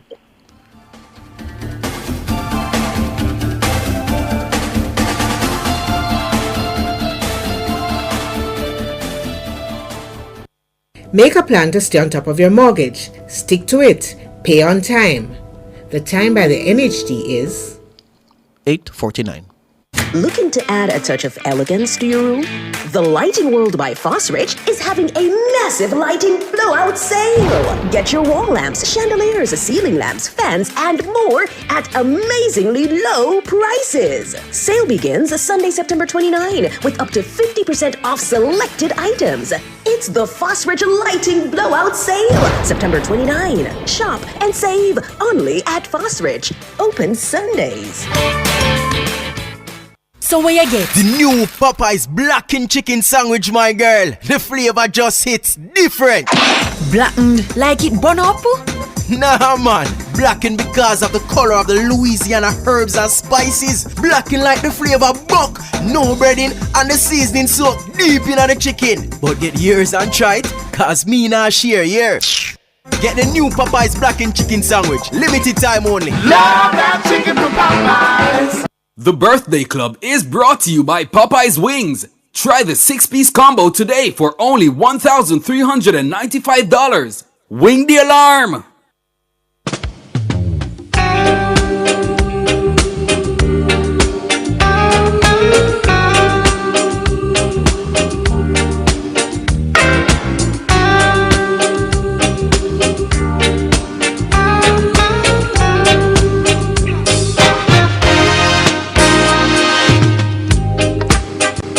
Love has found its way in our hearts today, yeah. Love has found its way in our hearts today.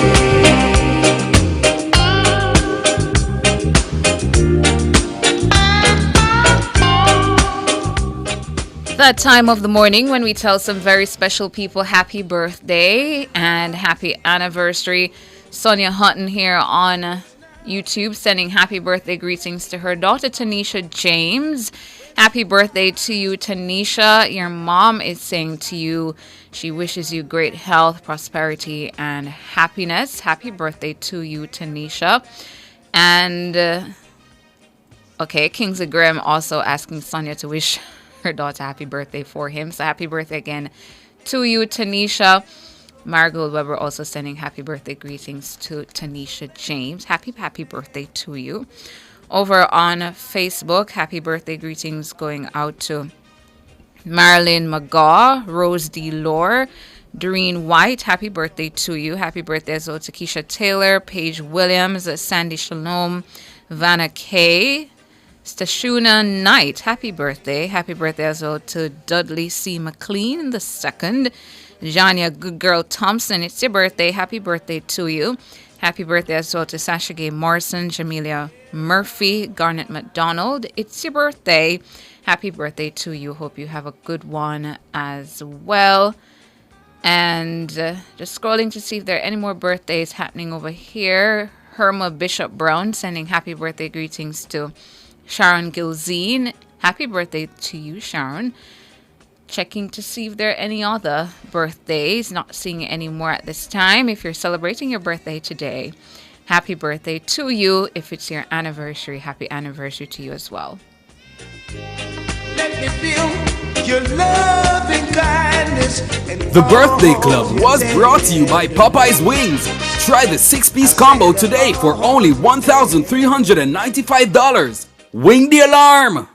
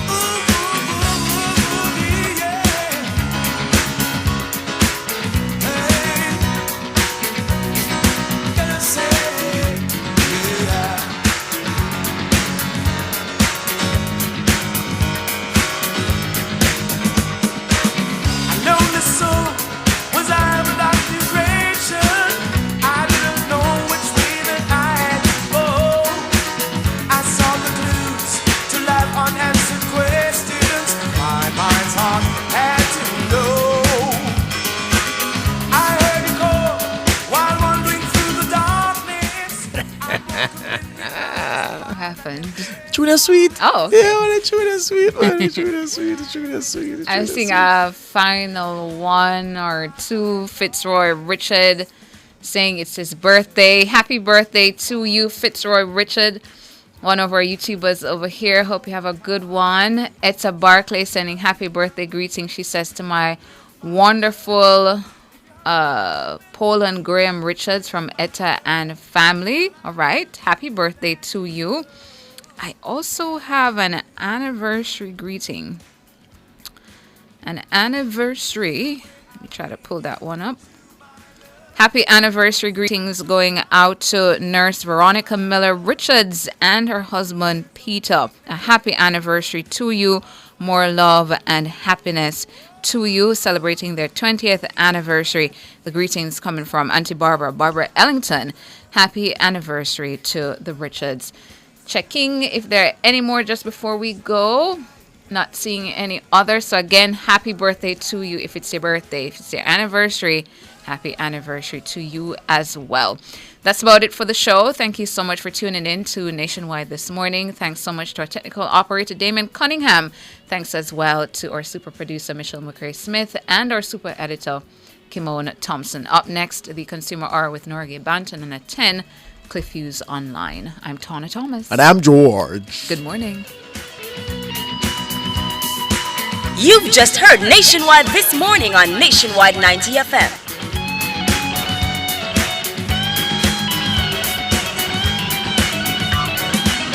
Time is slow, a touch of close encounter. Your love embraced me and took over my life. And now I'm new. Your strength has made me change my ways from wrong to right. Please, Father, please, this world we live is mortal.